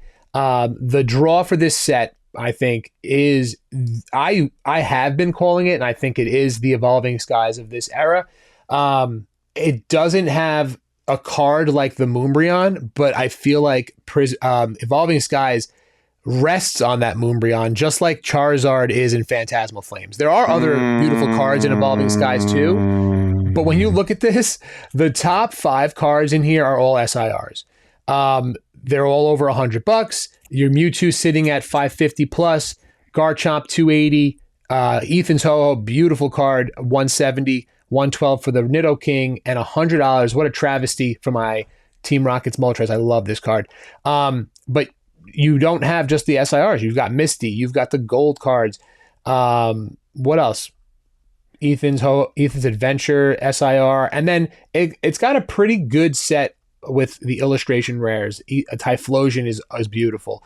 Team Rockets and Meowth. I didn't even realize this Mabosstiff is here. I don't even know why this is. Oh, this is SIR. That's why. Yeah. So the Houndoom, the Blaziken. So, I mean, I understand. Like, counterpoint, 2 things. One, Evolving Skies was printed in an era where things were already were dipping, and the market wasn't as demanded, so there wasn't as much printed, and there weren't people setting aside a ton of these. Destin was printed in the middle of a boom, and a lot of people are setting it aside. I think there's going to be a glut in how many boxes there are to where you won't. I don't think there will be the astronomical boom that Evolving Skies has, because there is a very small amount of sealed Evolving Skies compared to how much sealed is already being put away for Destined Rivals, and plus is going to be put away for at least the next 2 years, if not the next 3 years, with how Pokemon print stuff, and sometimes some of these last a little bit longer and they get more run. Second, the lineup for Evolving Skies blows Destined Rivals out of the water. The Umbreon is the defining card of Sword and Shield, and honestly, the defining card of this era. It's like you can talk to people off the street almost, and if they have any they've scrolled a couple reels or something, there's a chance they know what the Umbreon VMAX is. They know the Moonbryon. Not that many people know the Mewtwo, and it's honestly not even a good Mewtwo compared to the one Ascended. Ascended is a better Mewtwo. No, I don't think so. I do not like the Destined Rivals one. I think it just looks, it's a weird angle. The Rayquaza VMAX from that set, from Evolving Skies, is incredible. The Dragonite is a beautiful, beautiful card. Even there's 2 Rayquazas that are fantastic cards in this set. All the evolutions, which is already, some of the most popular Pokemon out there, and you have an endless amount of V's and VMAXs, and Leafeon is just very nice art. The Sylveon looks fantastic. It's got it just looks really good for the style you're trying to get across with a Sylveon type card. This Umbreon V, the Umbreon V alternate art. Yeah, the one where it's kind of sick. When it's got Grimmsnarl and Pinsir, it's like a boss almost. It's just such a cool. The Glaceon VMAX has a Pikachu in it. Dude, I think we pulled this card when we were opening up packs. We might have sold it for such a cool card. I think we sold it for like $50 at the time. The Espeon's really, really beautiful art. Actually, what's the art for this Espeon? I really like it's $370. The Glaceon looks sick too. But real quick, we can't go back this far. I don't know if you need to have a pro account to go back further than a year, or I don't even know if TCG Player. I don't know if they do. Even if you can. I was interested to see like where the Umbreon VMAX was a year after release, as far as price points, because then we can kind of, we can kind of extrapolate. Maybe I get it's also just 2 different times in Pokemon. Well, you could say that, but it's also like the Mewtwo is never going to define this era. There's too many other cards that are so much better than the Mewtwo to define the era that I think that's already like a point against Destined Rivals being on the same, even close to the same level, in my opinion, as Evolving Skies. Evolving Skies, because yes, it's got the Team Rocket-ish, even though they didn't have the guts to just call it a Team Rocket set. Yeah. But you have, outside of the Mewtwo, There's a nice side up card. There's a nice Lapras card. There's a few nice cards in there, but there's not a lot of cards that are like, oh, that's like, it's a notable Pokemon. It's like, oh, Leafeon. It's one of the evolutions. It's Dragonite. It's Rayquaza. It's I get that. It. I mean, the evolutions is tough to compete against. Yeah. And Evolving Skies and Prismatic Evolutions are probably a better comparison just because it's almost a 1-to-1. They have the rainbow rares in Evolving Skies as well, the full arts as well. But yeah, most of the cards again are over $100 on Evolving as well. I just don't know how this would look a year after. I don't remember. I mean, I wasn't tracking it. It's impossible to know because it's such a different eras. Destined Rivals, if you switch places, here's how I think about it. If Destined Rivals came out in 2022, 2021, whenever this set came out, I actually don't know off the top of my head. Yeah, I think it was 2021. And Evolving Skies came out a year ago. What set would have been bigger at this point right now? And I guarantee you, I would bet any amount of money that Evolving Skies would be blowing. I mean, Evolving Skies could be like nearly $1,000 box now if it was being printed if it came out a year ago in the middle of the boom. Because Prismatic was supposed to be that. Yeah. And Prismatic failed in that because one, it was a bad ripping experience, and two, it was a specialty set, so there were no booster boxes. True. And we saw, we did see the Prismatic. It was early in the cycle because realistically, we think Prismatic was. Destined Rivals wasn't even in the middle. Destined Rivals was technically at this point early in the cycle, early in this boom.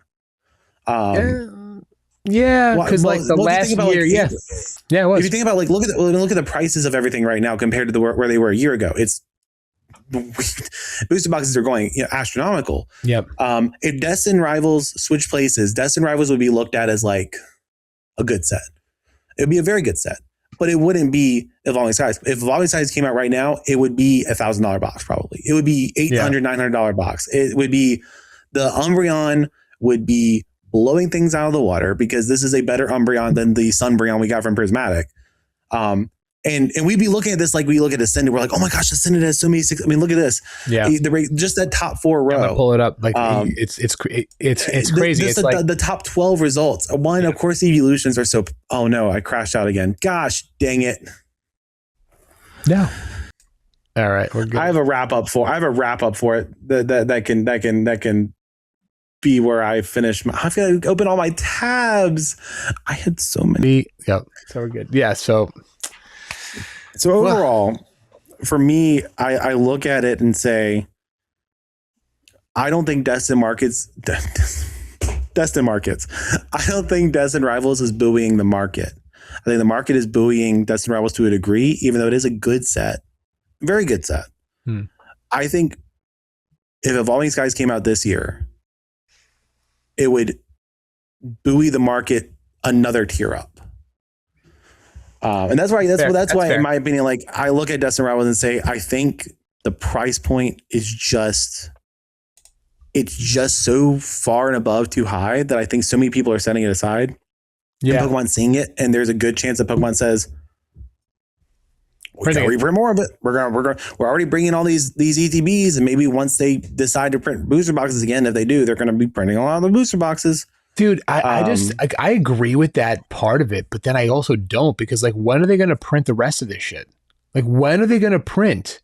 Well, it's all about what, and again, it also goes back to this like hypothetical that we've been all living in for the past however long year it's been since they announced this print facility is this print facility actually going to be Pokemon trying to catch up with the market?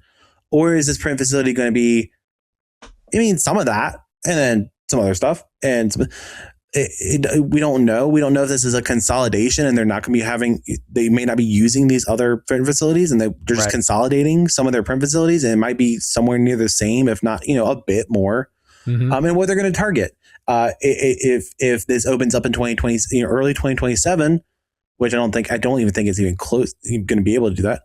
And they decide like, hey, this is going to be where we catch up on big sets. It's going to be Prismatic and Destined Rivals as far as the eye can see. But again, if they're going to target a main set from that block, is Destined Rivals.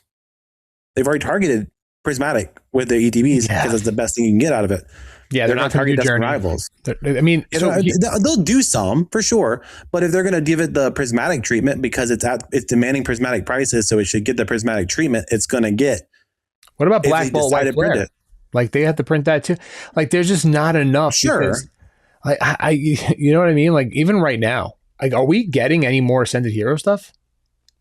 Like have we? I don't think we are ever.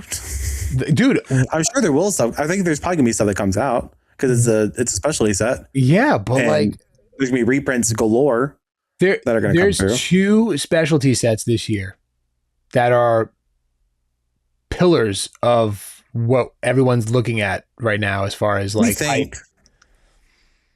I actually think the 30th anniversary is gonna be not that big. I think the 30th anniversary might be. Save it for next week. Save it for next week. I don't think it's that hot of a take. I think we've set up the hype that 30th anniversary. We don't even know what's in it. We're just assuming it's going to be good. Yeah, because 25th anniversary wasn't that huge when it came out either. I was gonna say when you look at 25th, it's like 25th is not that good. When you look at the 25th anniversary compared to what we had since then, one, I think that means that there's no way they can even have that again. But if we did, I don't think it would be that big. I think it'd be a lineup of weak sets. But I think 30th anniversary, we're going to look at it and be like, oh, that's it. Okay, whatever. And we're going to be back to like talking about Destined Rivals and Ascended Heroes. But they have to print a lot of that too. Like, again, so like where do they fit it in? I don't know. Well, that's the thing is, again, I do think that the when it came out and how much of it's getting set aside by the same people that think it's going to be, $2,000 in a few years. Yep. Or the reason that I think it won't be.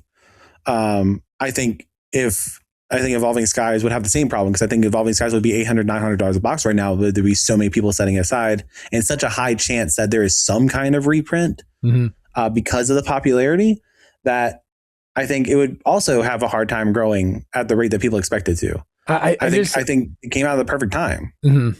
No, that is true. I don't know. Like I look at it and it's like, yes, people are holding it. Because I know I have some. So the problem with me is that like when I get into stuff, sometimes I get into it at just not like too much for like what I'm the purpose of what I'm buying it for, but it's too much for me to sell it at a reasonable price on a live stream for a break. So then I'm like, all right, so I'm buying this for myself now. It's going to sit here.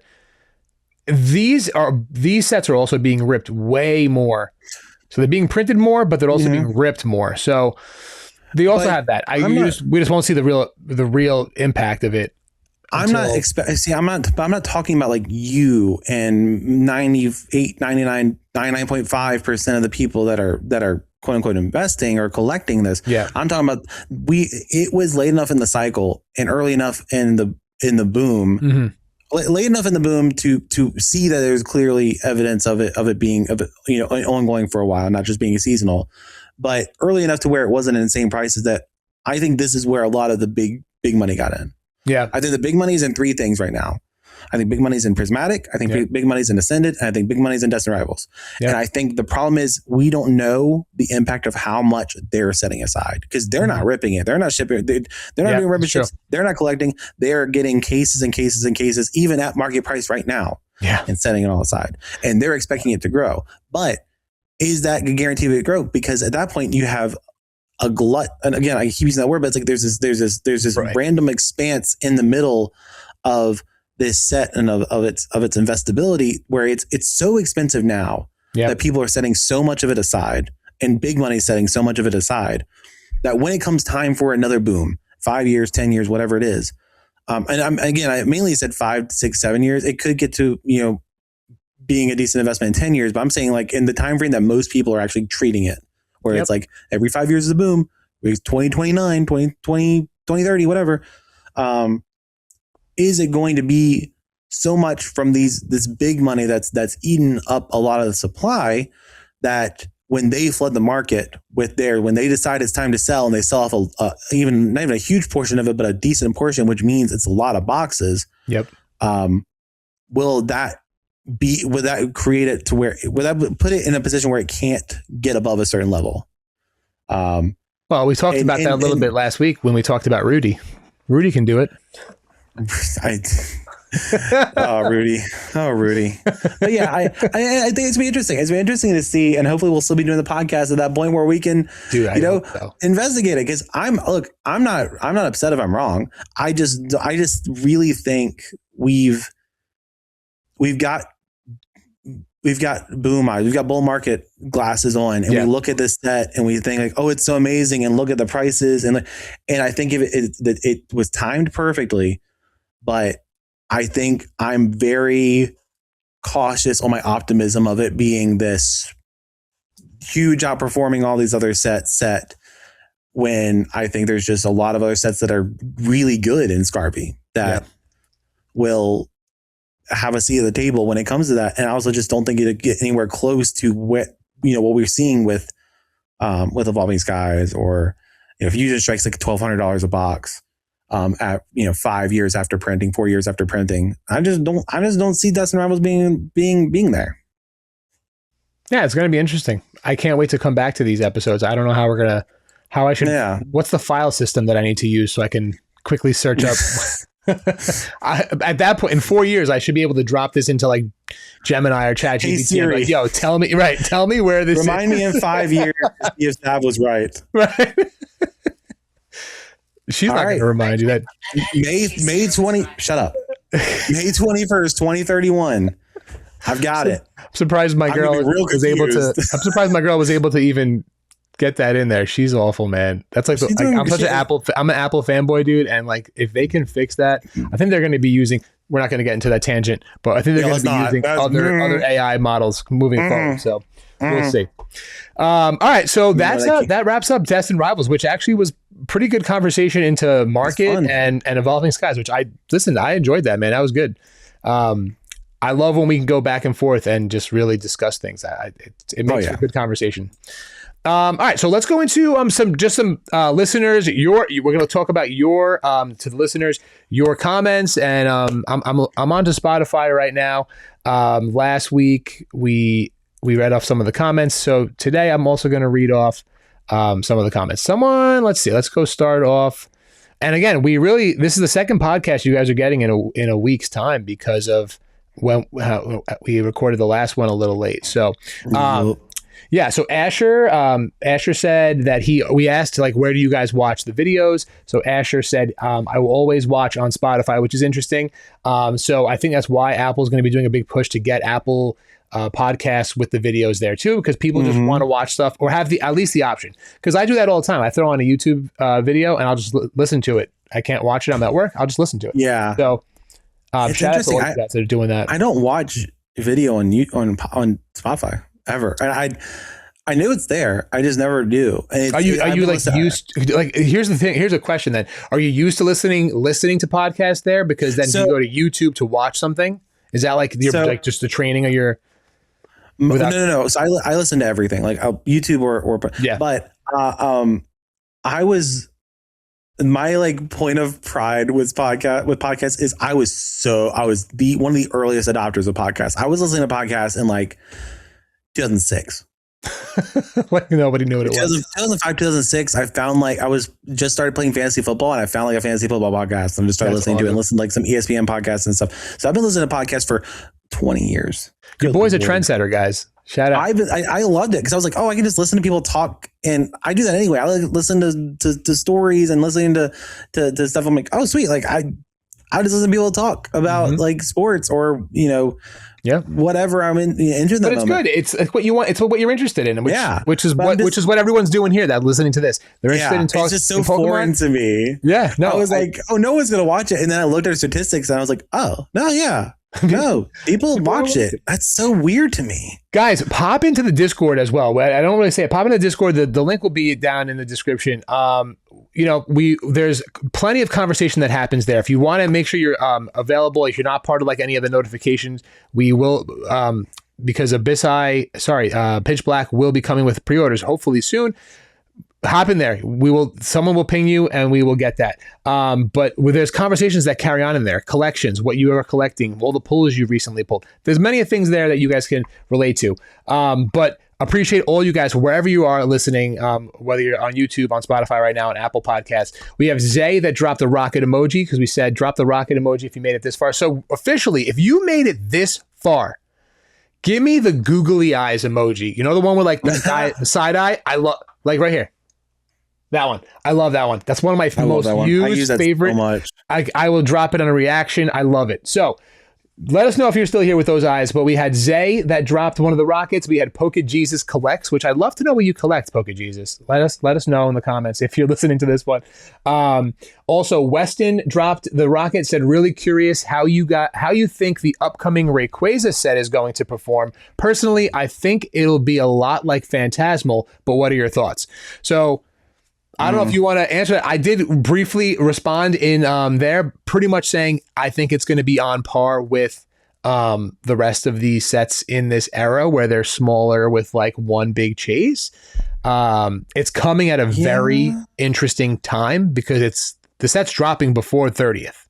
So take that with what you will. That was kind of what I was thinking. Like, I think depending on the Rayquaza. So if they give Rayquaza the like Darkrai or the Ascended Arrows or the Charizard treatment. Yeah. I think I could see it if it has any other good card in it outperforming Phantasmal, because again, Phantasmal has one good card. Right. That's pretty much it. Like, and that's going to get a gold card. Set. So yeah, it's going to be there's going to be gold ones that's probably going to be on par with the gold Charizard from that set. So I think as far as a box, I think it could outperform Phantasmal simply because everything in this era is not being printed that much for the booster box. So it's hard to like. I wonder at what point we'll start gauging the market health by like ETBs, because they're printing lots of those.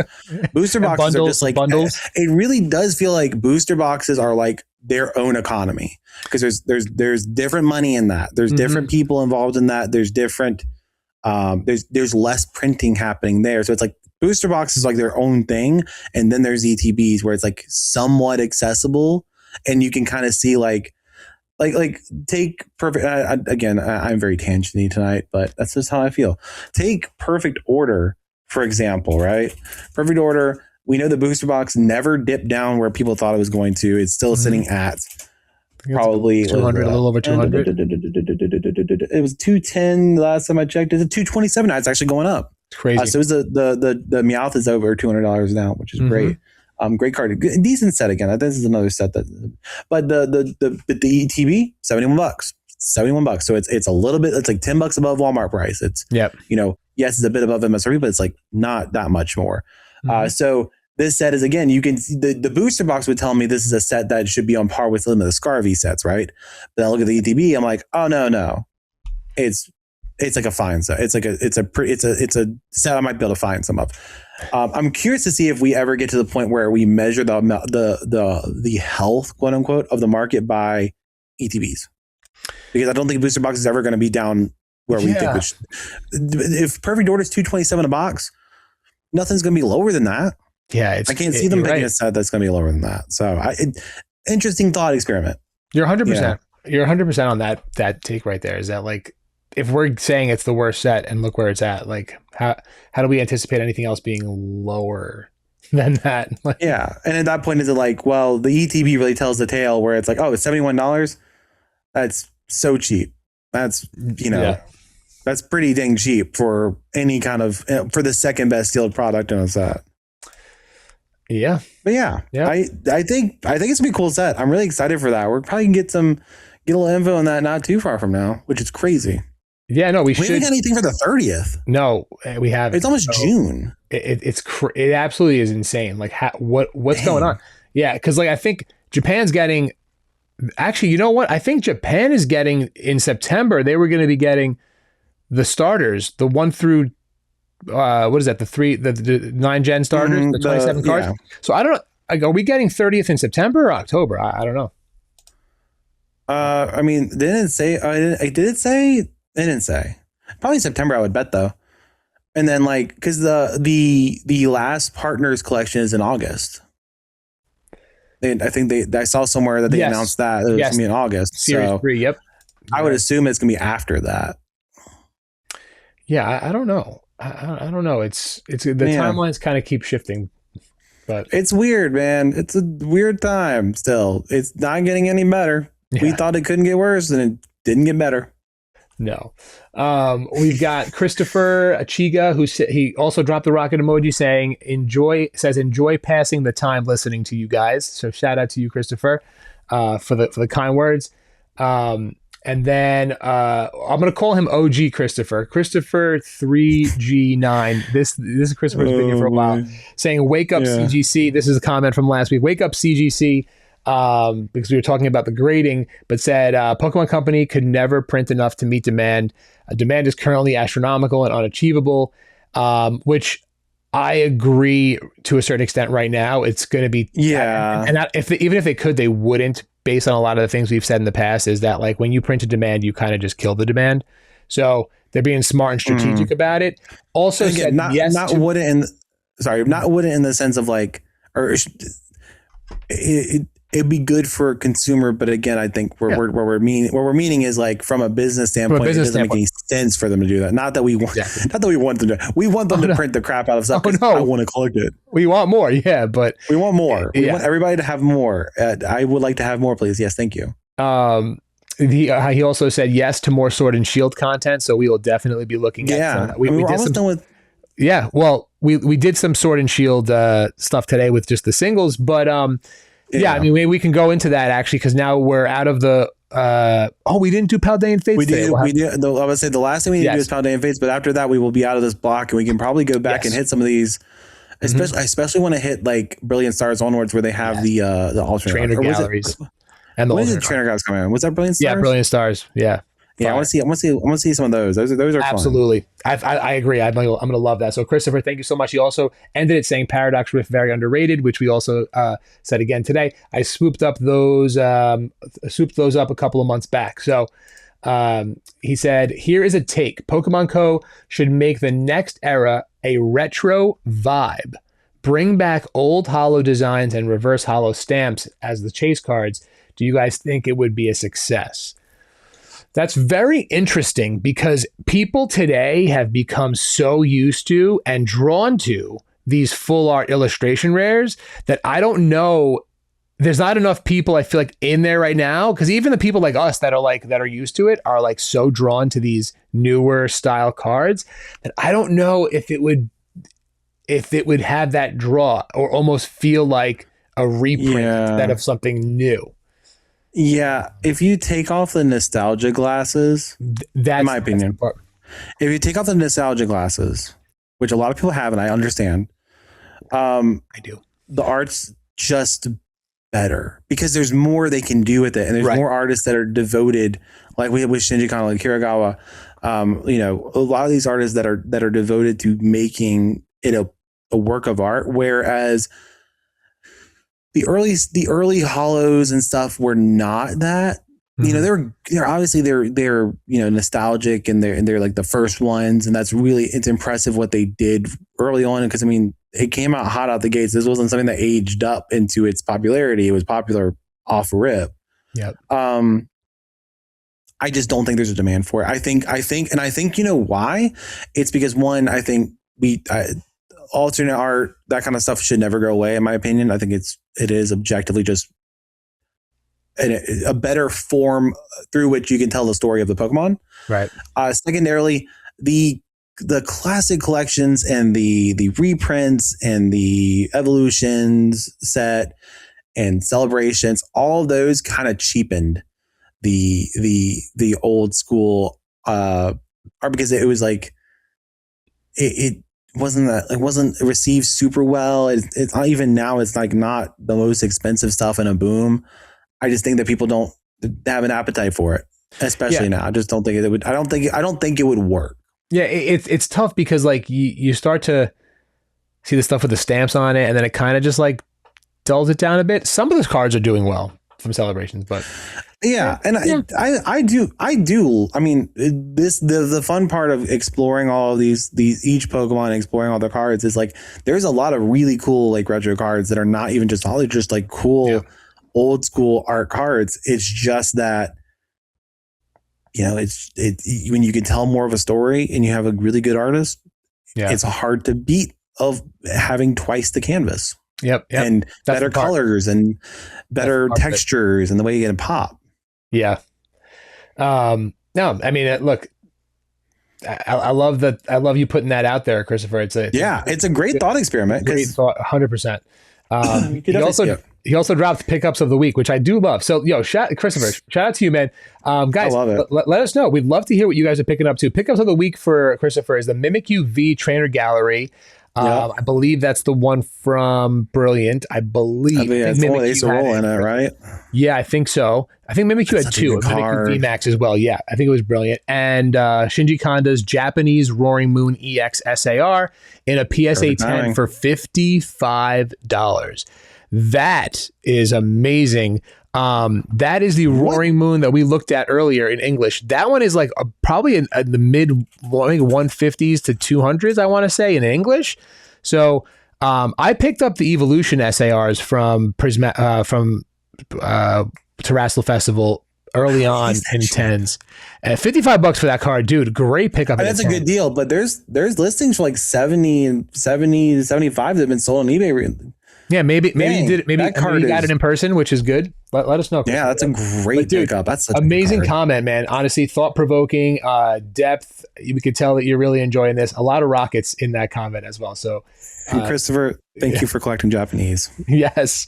Listen, I did the same thing with Terrestrial. So, and then Jay Burrs, first comment from Jay Burrs a couple of days ago. Thank you so much for dropping the comment. Said, all right, Coda. Oh wait, no, was this it? Actually, was this the guy that said, he was the one that wrote. Yeah. That's right. Yeah. Sorry. Yeah. My first comment. You were the one that was giving Coda shit, which yes, give Coda more shit. Give me shit too if you need to, but more Coda.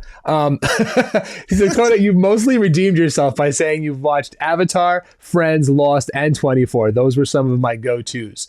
So yeah. There you have it. Those are the comments. Guys, everyone that I read your comments off, thank you so much. Guys, drop some new comments if you're still here. Like I said, googly eyes or like the eyes emoji, and then drop some comments, and we'd love to talk about them on here. Yeah. On YouTube, I don't know if we had many comments Not really, since then. So, that was our listener comments segment of the pod. Pickups of the week. You have anything? I don't know if I didn't pick anything up this week, sadly. I didn't pick anything up either. I've got the booster box and PCETBs coming in either tomorrow or Saturday. I got charged really late for it. When did you get charged for those? Today. I was gonna say I got charged today. Got an email charge today. Okay. I got charged yesterday, and I was like really worried that I wasn't getting them for some reason. Me too. I got charged, and it said it was going to be delivered today. Tomorrow, which is Friday. Mine's saying Saturday right now, which is disappointing. Yeah. No pickups, but I did I pulled this morning. Oh baby! When I was right before work, nothing like a 5:30 a.m. rip to film some content for the TikTok page. I posted this on my TikTok. You guys can watch me rip this. I ripped a pack of Chaos Rising and a pack of Perfect Order. I do want to rip another pack of Chaos Rising on this video. Oh baby! Let's he's ripping. Let's grab one off the pile. That's my little film station deck back there. We will rip a pack with Mellow. Is this Floette? It's Floette, right? Mega Floette. There we go. So we got a Mega Floette pack. Eternal Flower Form Mega Floette. I think most of these packs have been cooked so far, so we might have some luck on the YouTube. We'll love it. Podcast rather. Here we go. So I'm really glad that Chespin and those starters are getting some love. They are good. Yeah. Why not? Let's see. Put that down. Come on. We're going to get there. Zubat. Is that a reverse? It is. It is. Oh, let's go. All right. Froakie. Savage Poké Pod first illustration rare. The Froakie IR from the beautiful and the nice little Xerneas Hollow on the back. Very nice. Very excited about this. Froakie illustration rare. I want to say this will probably be, it's one of my favorites. Obviously, I love the Greninja line in this set. I think it's going to be a top chase in this set as well. So there we go. There we have it. Pickups of the week, ladies and gentlemen. Bang. There you go. I'd say. All right. Well, you said you didn't have anything right this week, so Nope, not a thing. Yeah, I'm gonna see how the rest of these. I'm trying to trying to see if I can get some last minute collections before I go to the show. I got my this table. weekend? It's in two. Nice. It's like the first weekend in it's shoot, what is it, like June 7th? Oh, in June? Yeah. Okay. So you got a couple weeks. I got a couple of weeks still. I did order a custom tablecloth, so maybe I'll show you guys what that looks like on the next live stream on the next podcast. All right, well, that wraps up week 19 of the Savage Poké Pod. I'm trying to switch over to here just to make sure we covered everything, but I think we did. I don't think there's anything else to talk about this week. We will see you guys next week. Good luck on your Chaos Rising hunts tomorrow and in the upcoming weeks and months. I hope you guys are able to get what you're looking for.